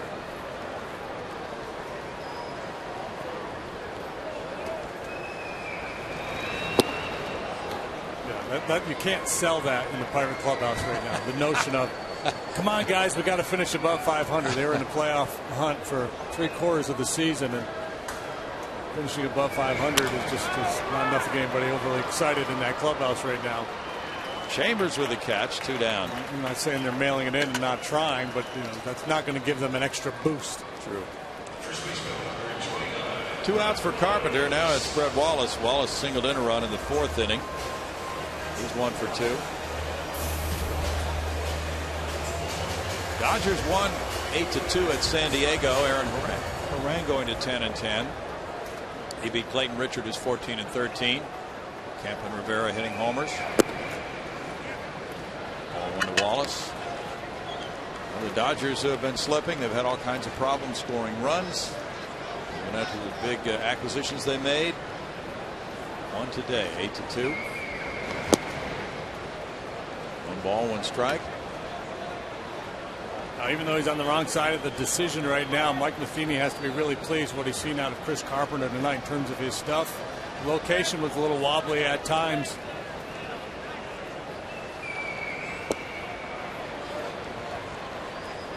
He looks like he's ready to go. He could very well be their guy in that 1-game wild card play-in. Sure could be. Assuming they get there, they still have a little work to do. 2-2. He's had 91 pitches for the night. 59 have been strikes. He's still getting good movement.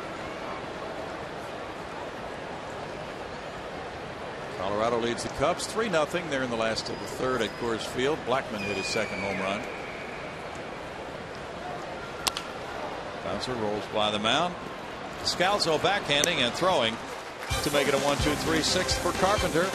Astros 2, Cardinals 0.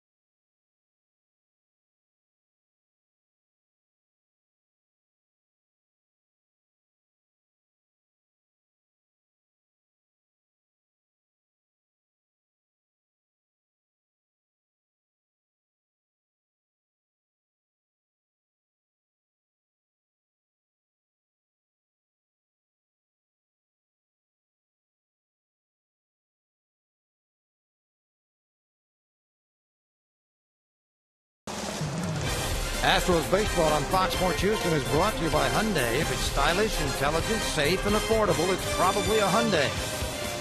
By AT&T, rethink possible.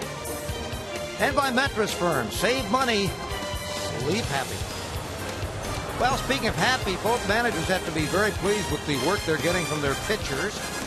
And the Astros skipper, Tony DeFrancisco, is happy that his hitters have given him a couple of runs. Don't forget, in the 7th inning, this inning, Milo will be speaking to the fans, and we will be staying here, so be aware of that. Don't run away at the end of the half inning. If you see a puff of white smoke come out from the radio booth, that means they've named a successor to Milo. Well, Crawford Jones is moving in. Yeah, he's pretty good for baseball. You know, his middle name is Dow. Crawford Dow Jones. Should know stats. Yeah. That or be working at CNBC. Now it's 2-0. Bud Norris looks out at Justin Maxwell, who's getting set in center field with Matt Holliday leading it off here in the 7th inning. Holliday is grounded out twice. Cardinals have been held to 2 hits, a J double leading off the 4th inning, and a 1-out single by Carpenter in the 6th. There's strike one to Holliday. 18,712 is the total for tonight's final home game of the year for attendance. Bud Norris continues to improve upon a league best home ERA.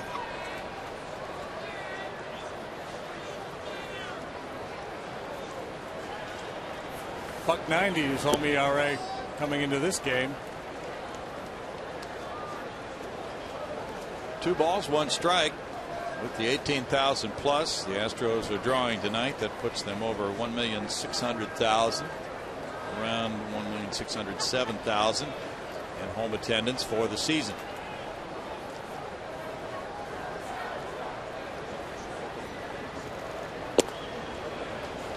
Pitch is up apparently, and it's 3 balls and a strike. Holliday backing away. Slump of the shoulders from Norris.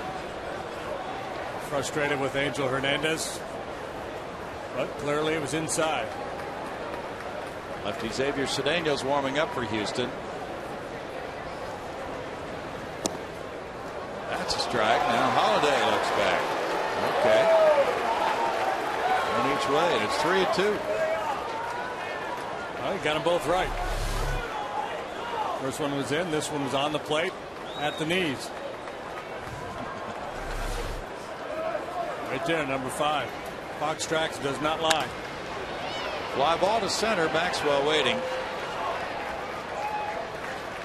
It's going down for Norris. He's into bonus time now. 82 pitches for Bud. Day out in front of this slider. Lazy pop up. A little angry. Wanted to break his bat. Could not. That's when you know it's going bad. When you're so mad you want to snap your bat, you still can't do that. Alan Craig is 0 for 2, has grounded to third and flied to right. As Bud Norris tries to hit the win column for the first time since May 21st, he leads 2-0. Not a safe lead, certainly. As he tries to snap this 12-game losing streak. Mark Zepchinski warming up for the Redbirds. There's strike one. Now he's floating that changeup down and away to a right-handed hitter. This is as good as we've seen Bud all year.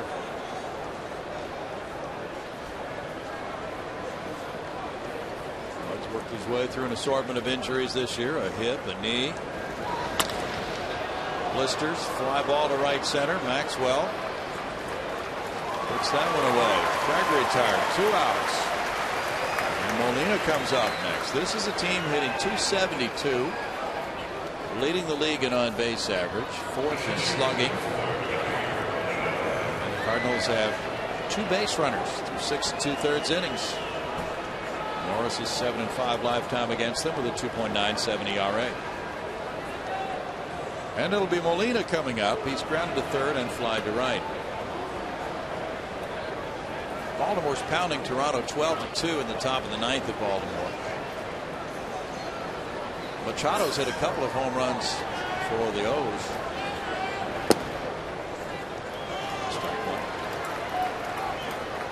Cardinals hit his 23rd, and Chris Davis has hit 2. He's at 28 for Baltimore.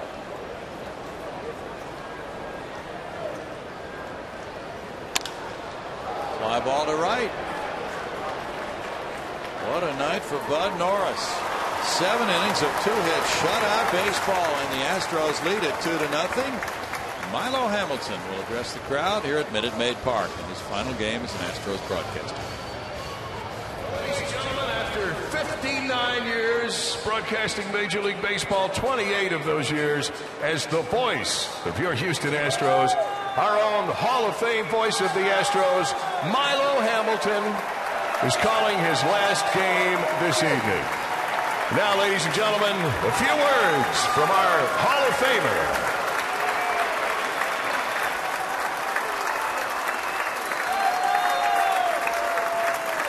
How's everybody doing?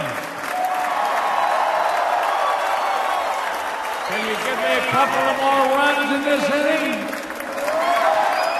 I want my last game to be a win. Let me tell you, I've been here 28 years. You fans have absolutely been outstanding. You backed me all the time since I got here. You've been through a lot of things with me, with losses in my family and some health problems.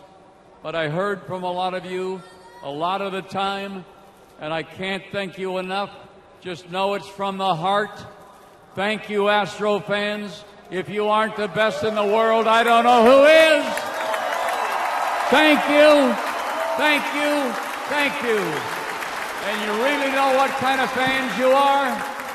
Holy Toledo, great fans.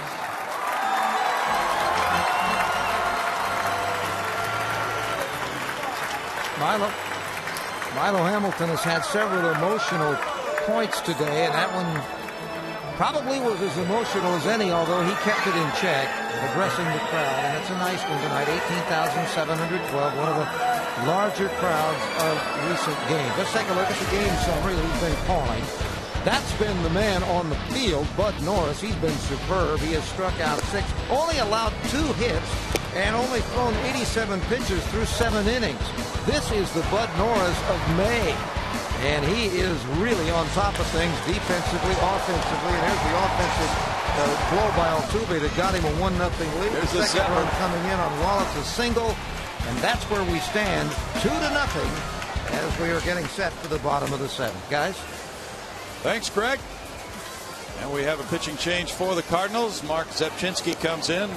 Chris Carpenter got the Redbirds through the first 6, but trails 2-0. And the Astros come up now after Milo addressed the crowd here. Everybody in a great mood tonight. Zepchinski is 1-3 with a 4.37 ERA in 45 1/3 innings. He has struck out 32 and walked 17.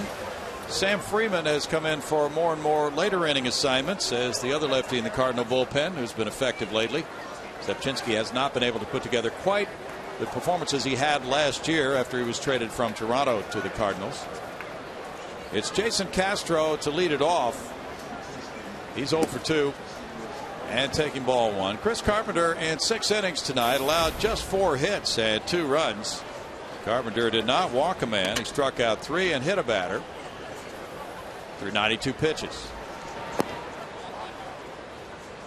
Castro takes a look at ball 2. I'm talking about Carpenter and whether Mike Matheny would go to him for that wild card playing game, and remains to be seen. Right now, according to a story out of St. Louis, Kyle Loesch is on line in terms of days rest to make that start.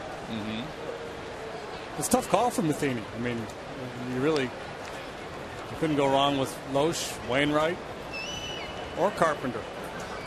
That's why the Cardinals could be pretty well equipped to go deep into the postseason with that kind of choice in the rotation. Loesch has the best winning percentage around. Yeah, they have guys that, especially because of their offense, they'll keep you in games. They're not going to go out there and just implode. They don't have a David Price type guy that's just going to go out, I mean, any one of those guys is capable of dominating. Price would be the type of guy to be more likely to do that.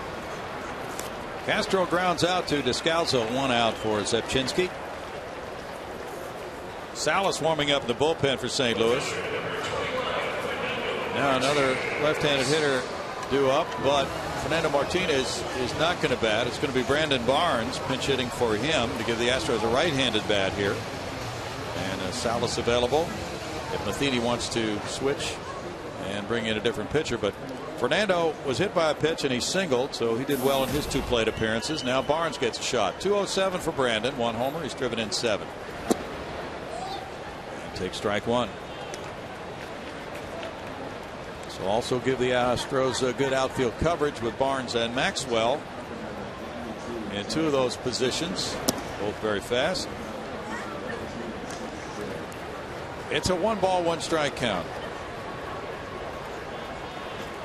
Zepchinski turned 27 in late August. Fly ball over shortstop. Cosmo watches it as he runs out, and it's sliding. Holiday can't get there either. That's a pop fly pinch single for Barnes.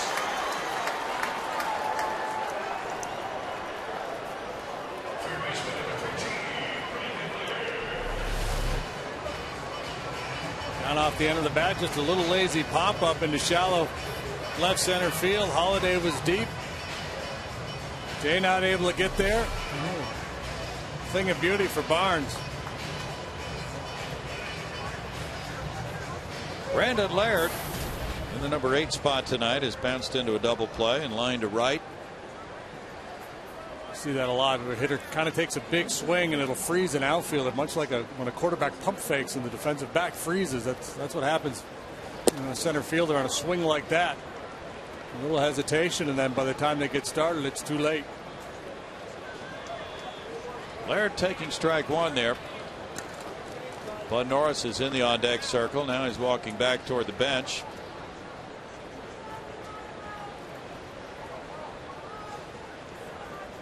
Getting some instructions.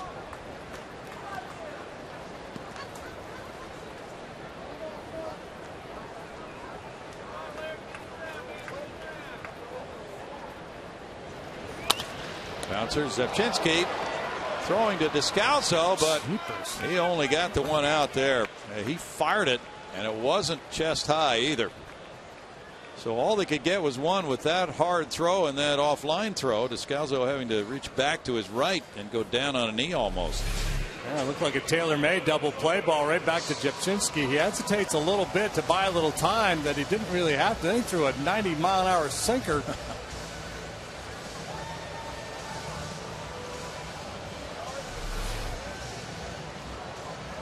Now 2 outs and Norris bats, but 0 for 1 with a sac bunt.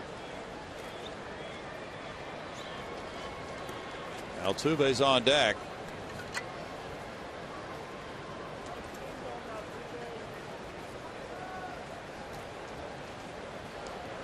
And the throw goes over.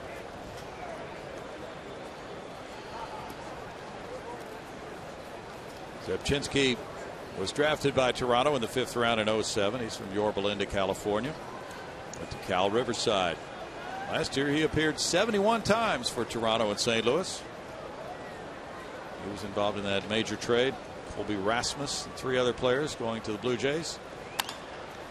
Tap to third. Carpenter throwing out Norris to end the Astros 7. No runs, a hit, and a man left. We move to the 8th, 2-0 Houston.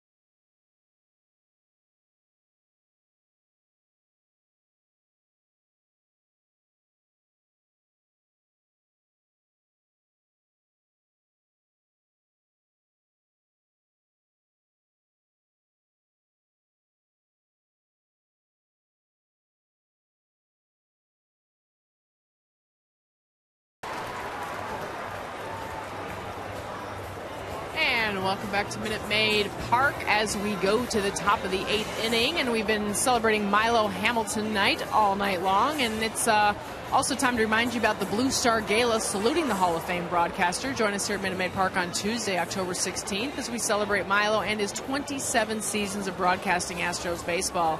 There's going to be a cocktail reception, entertainment, dinner, and your sponsorship to this event benefits the Astros In Action Foundation. So be sure to reserve your table today at astros.com/community. Bill? Thanks, Patty. Bobby Dynamite dancing for the fans here. Final farewell appearance for 2012 for Bobby. Meanwhile, outfield alignment has changed for the Astros. Justin Maxwell has moved from center field to left field. Brandon Barnes takes over in center field after pinch hitting for Fernando Martinez. And it's Bud Norris on the mound in the 8th inning. He has not recorded an out in the 8th inning this season. He's gone 7 innings 6 times. Adron Chambers is 0 for 2. Well, that's one way to snap a losing streak. Pitch a shutout. You bet it is. He is making a statement tonight, especially against the Redbird club with 10 straight wins against Houston this year. That's in for a strike. 1-1 to Chambers.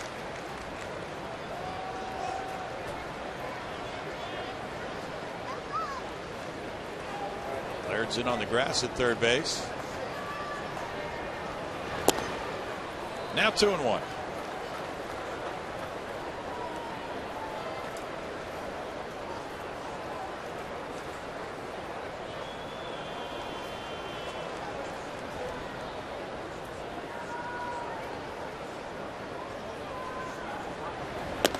Way up. Cardinals in jeopardy of losing a game to both the Dodgers and the Brewers. Dodgers have already won, and the Brewers with a comfortable lead over the Reds, 7-1, as they head to the bottom of the 8th in Cincinnati.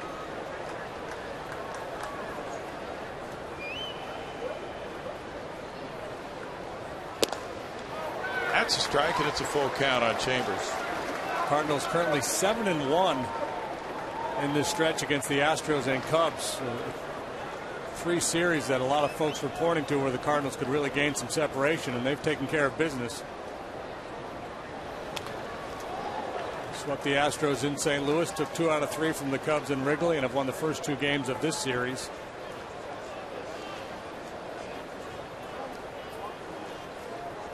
The Mets blank Pittsburgh in New York 6-0. Hefner the winner, Locke the loser. Atlanta shut out Miami 3-0. Maholm the winner, Johnson the loser. Had hit him. It hit him or did it hit the knob of the bat? Well, that's a fair question. Bud Norris thinks it hit the knob of the bat. Now Tony DeFrancesco is going to press that argument with Angel Hernandez, as Jason Castro is right now. Well, if you're Bud, obviously you're worked up about this, but you can't let it affect your approach going forward. Press your case. You know you're not going to win the argument. And then go back and refocus and get ready to pitch.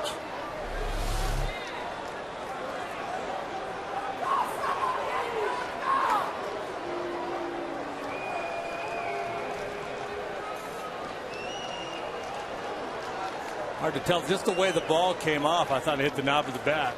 Looks like Bud is arguing that Chambers didn't get out of the way. Looks like he is. And they're not going to call that. No.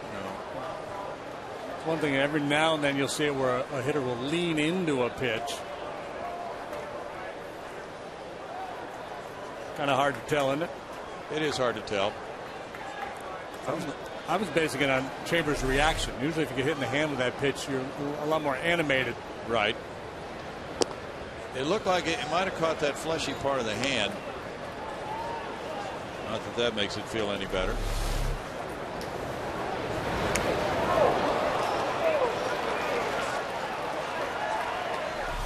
Well, he's hit by the pitch, and the count is 1-0 on Descalso. Descalso's 0 for 2.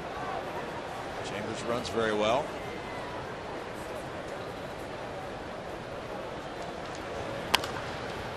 It's a slicing line drive. Maxwell over, and it's back into the seats.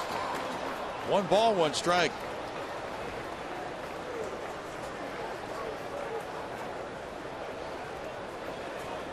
Bud has not made many pitches from the stretch tonight. Been 5 3 up, 3 down innings through the first 7. He's thrown 96 pitches. He threw 111 in his last start in St. Louis. That took him through 5 1/3. Glittering numbers for Norris tonight. That's a foul. Scalzo did not have good swings last time up at the off-speed stuff. It looks like he's on the fastball. Has been throughout this series, and including the games in St. Louis. That's some really good swings. Sneaks up on you because he's only hitting 226. 22 pitches Norris has thrown from the stretch tonight.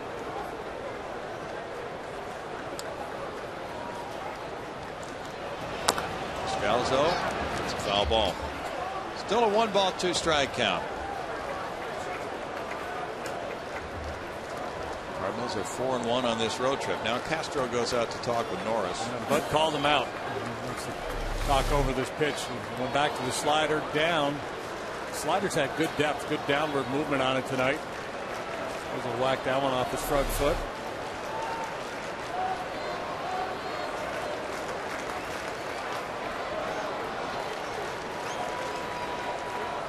Tampa Bay leads 4-2, batting in the top of the 8th at Boston.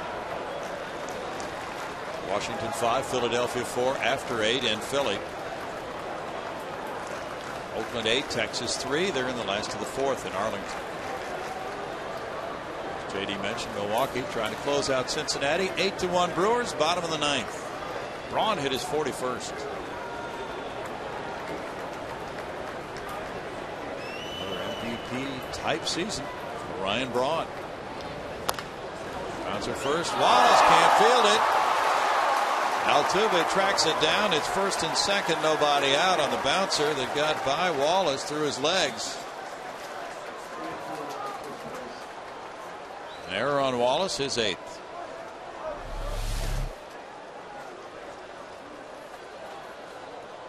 It's fairly routine, and Wally just bucknered it. Sorry, Bill. Brett turning to make a throw as if he had the ball. Tony DeFrancesco now comes out. 99 pitches for Norris. Looks as if Bud is reassuring him that he is fine to stay in this game and face Pete Kozma. And the pitcher spot would come up next.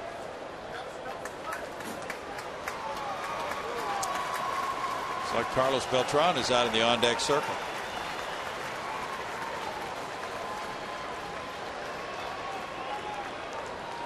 First and second, nobody out. Kozma has struck out both times. Now how do you play it here if you're the Cardinals? Do you have Kozma bunt? The 2 men in scoring position for Beltran.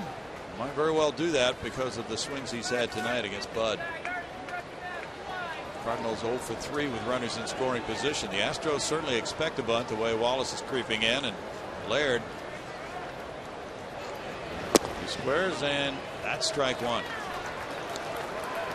Laird that time was headed back to third base. A key here for the Astros defensively is make sure you get an out. Don't get crazy trying to nail a lead man. I mean, if it's there for you and it's an easy play, take it. Otherwise, make sure you get an out here. Too many times this year in these situations they have failed to get an out trying to do too much. 1-1. Now Bud really bounces around and can get to a lot of balls. Yeah, and Bud's one of those guys he does because he is athletic. Puts himself into harm's way sometimes. He'll get on a ball and try to make a heroic play and make an errant throw. Maybe that last high pitch he might have been thinking about getting off the mound and getting set to field a bunt. That's in the dirt. And now it's 2-1.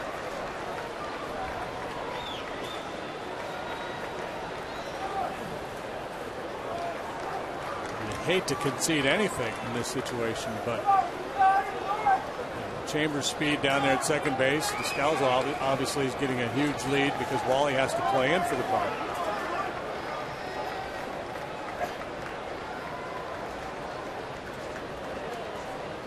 Showing bunt early. Cosmo puts it down, but it trickles foul. Now 2-2. And to keep the bunt on with 2 strikes in the count. Jose Oquendo walking over. 103 pitches for Norris.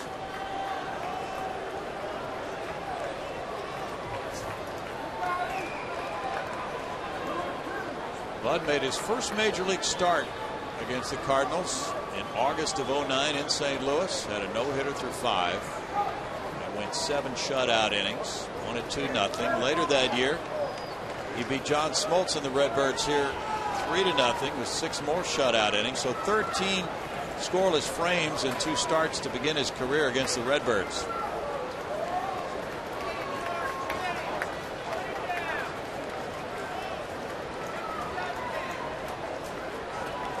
He's lost 3 starts in a row to them this year. Cosmo strikes out. He's called for that inning.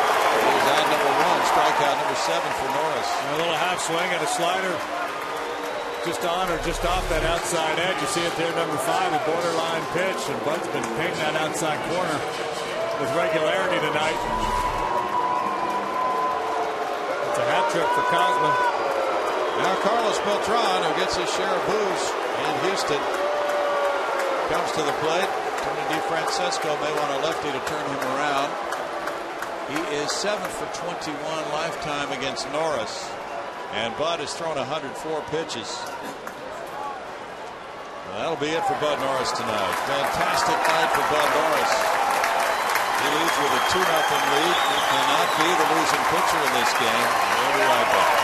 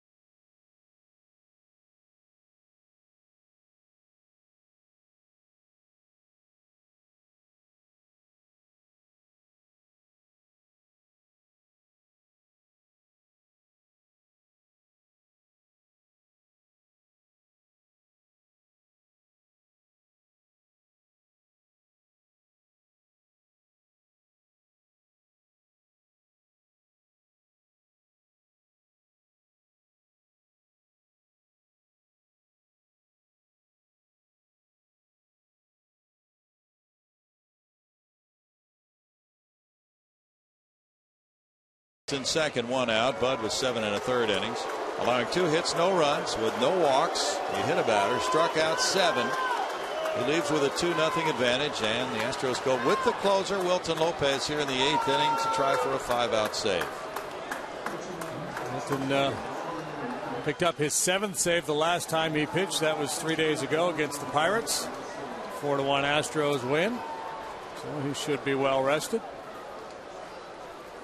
If he can get Beltran to roll over on that sinker. Carlos 3 for 7 against Wilton Lopez in his career.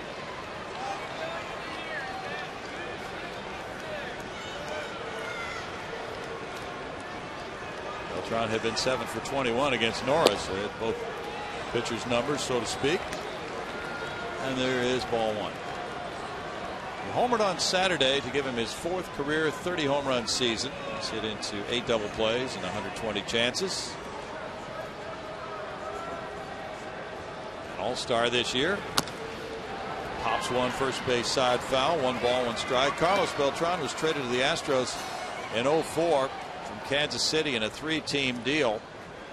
And he spent just a few months here, but he is the all-time postseason home run leader for Houston with 8. He hit 4 in the division series and 4 in the league championship series in 04. Carlos 0 for 8 so far in this series with 4 strikeouts. He's just not taken good swings, has not looked good in the batter's box. We know how quickly that can change. Yep. 1 ball, 2 strikes. Beltran, 35 years old. He signed a 2-year deal early this season before spring training with the Cardinals in January. What a huge acquisition it proved to be, with Pujols leaving via free agency and Berkman missing 3/4 of the year.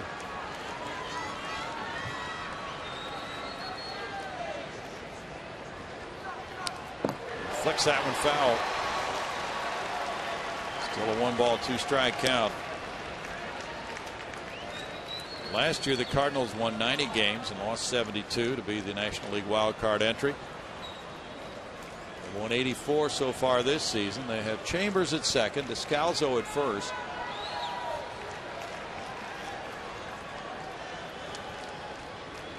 Beltran 3 for 19 on this road trip, although he did hit that home run in Chicago. John Jay is on deck. Lopez delivers, and it's ball 2. Lopez does not walk many. He's given up 4 homers in 62 in the 3rd innings.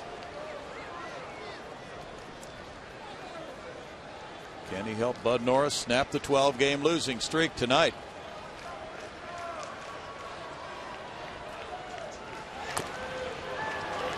Beltran staying alive, continues the battle at 2-2. In the Atlanta 3-0 shutout win over Miami, Paul Maholm goes to 13-10. Josh Johnson, the loser, 8-14. Kimbrel gets his 40th save for the Braves. Now Sean Markham and Milwaukee have finished off Cincinnati 8-1. Bronson Arroyo. Homers from Aoki, Braun, and Lucroy. Shot to second. Altuve in. Flips to Lowry, who gets the force out there. Lowry was backing out of the way as Descalso came in for the force play from 4 to 6 for out number 2. Nice play by Altuve to keep that potential tying run out of scoring position. 3 hopper there was going to be awfully tough to get 2, but instead of just settling for the easy one at first, his clock told him, yeah, I got Descalso. And he got him. Now runners at first and third, 2 outs for Jay. Jay has a double in 3 trips. He got the first Cardinal hit leading off the 4th. And normally you'd be worried about Beltran stealing a base, but the way he has looked in this series, I think that's probably the last thing on his mind. Shelby Miller and Edward Mujica warm up.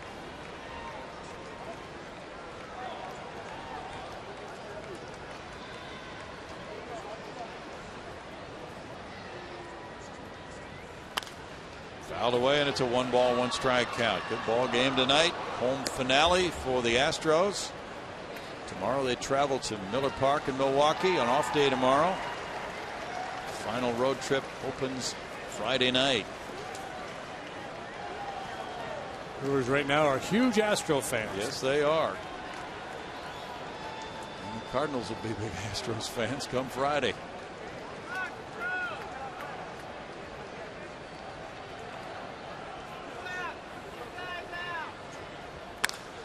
Shot to short. Lowry tossing. Nice job. As Wilton Lopez comes in, gets 2 outs. It's no runs, no hits, an error. 2 men left for the Redbirds. 2-0 Astros.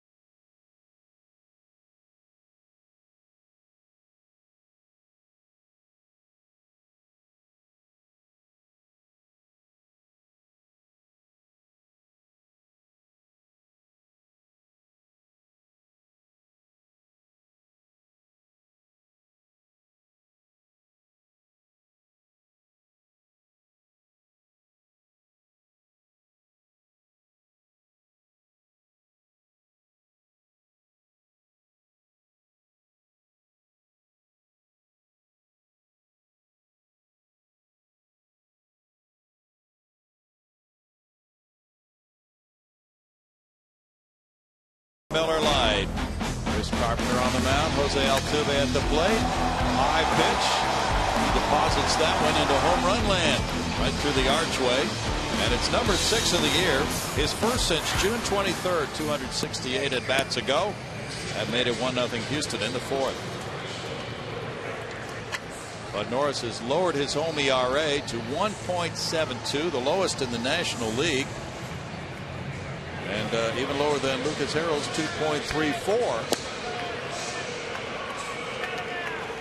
A very fine outing, and that's the second shutout start for Bud in his last 4.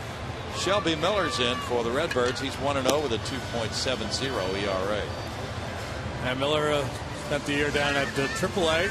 In the last couple of years, he's been considered not the top pitching prospect for the Cardinals, certainly among the top 2 or 3.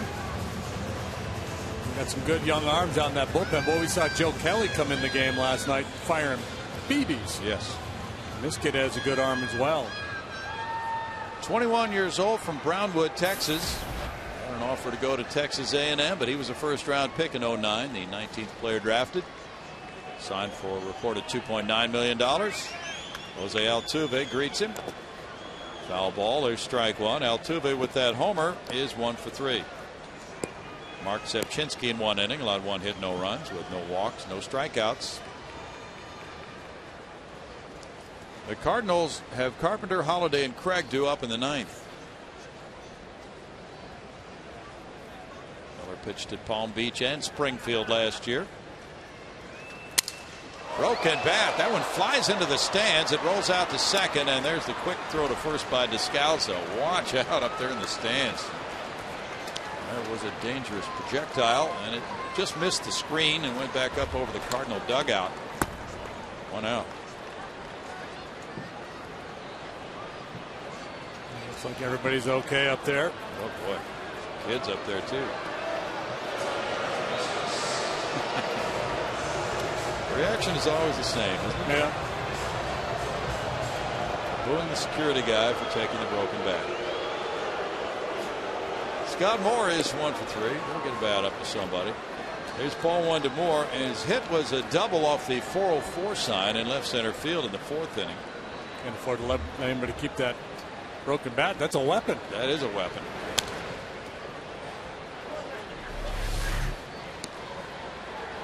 All right, they'll get him something else. He didn't mind giving it up. That kid knows he's going to get something even nicer.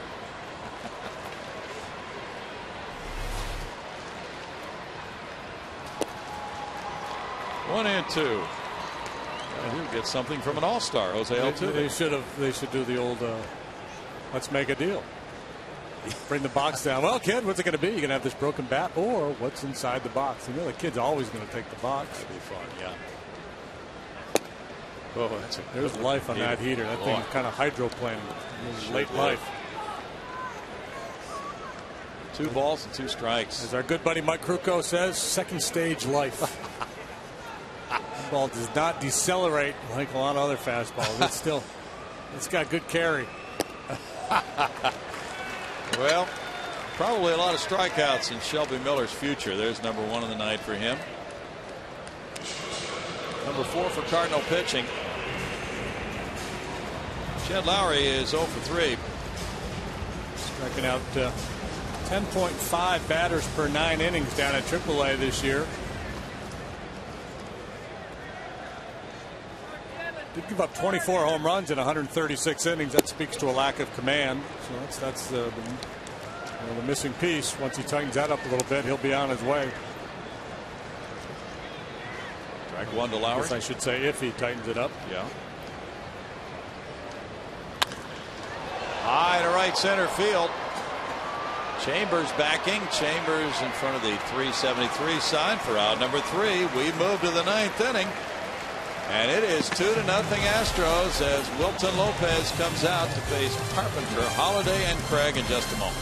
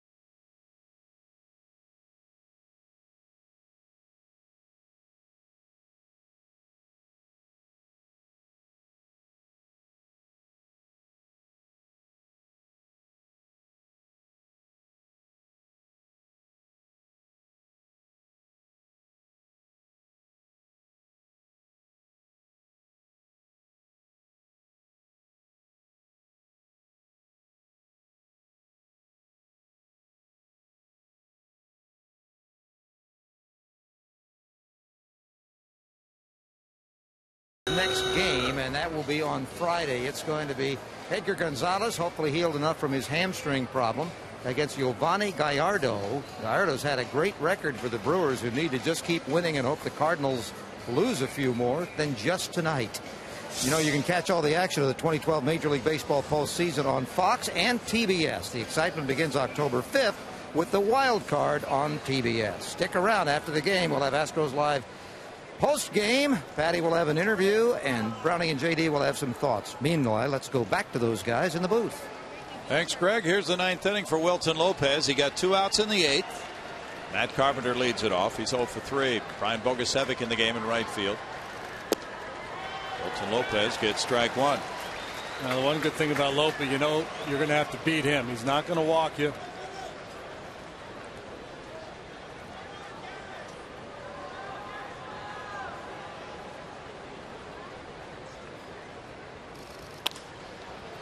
There's a little flare near the left field line, and that is in for a hit. Carpenter singles to bring up Holiday.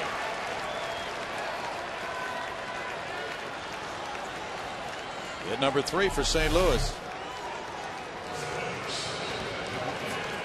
Got in on him a little bit, and he just slips it into left.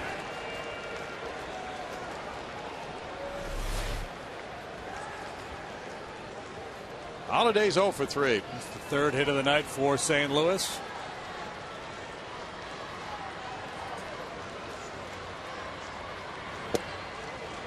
Holiday looks at ball 1 with Alan Craig on deck.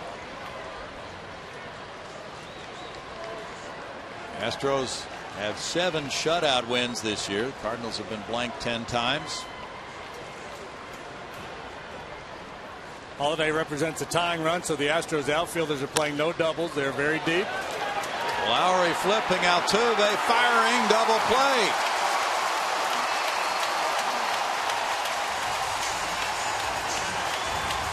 How about that?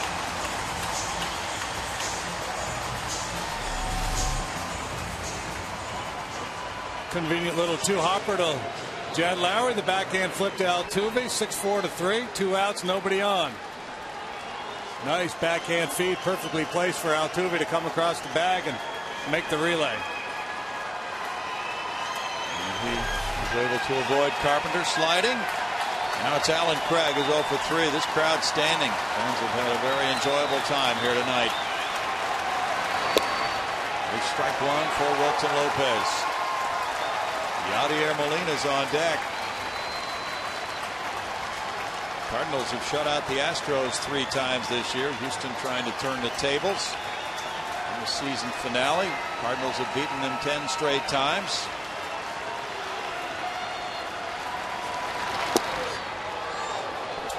It's 1-1 to Craig.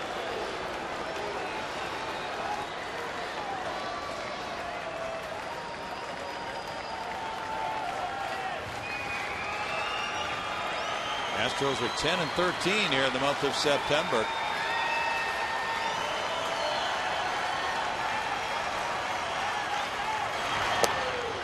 In for a strike, 1-2.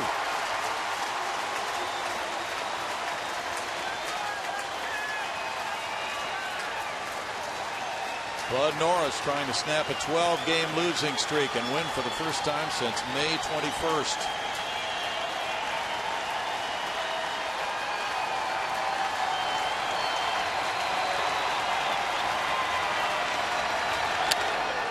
A bouncer to second, Altuve in. And that's the finale for the Astros. They shut out the St. Louis Cardinals 2-0. Bud Norris beats them. He goes to 6-13. He's 8-5 in his career against the Redbirds. And finally, after 18 starts without a win, Norris hits the win column for the first time since May 21st. Beating Chris Carpenter. Quite a night for Astros baseball as they finish out the season at home with this combined shutout. Norris and Lopez. Lopez getting the 5-out save, and with his ground ball ability, that really helped after the single by Carpenter to lead off the 9th inning. Yeah, really, the Astros held Matt Holliday down this entire series. The big double play ball induced by Lopez, started by Lowry, and Bud Norris certainly earned this one tonight. A combined 3-hitter The Astros getting an Altuve homer and an RBI single by Wallace in the 2-run fourth, and that was the only scoring of the game. Tony DeFrancesco welcoming his team back in. And that's the finale as we get a brief flurry of fireworks. A festive crowd on hand here tonight. People are fired up. They really are. There's a lot of energy in this ballpark tonight. And Milo Hamilton goes out with a good one. A crisply pitched game by Norris. He retired the first 9, struck out 4 in those first 3 innings. And we go to Patty Smith on the field. Well, thanks so much, Brownie. Doug Brocail, Houston Astros pitching coach. What a performance that was. Unbelievable. You know, we'll take the shutout last game. Bud was awesome. Lope was awesome.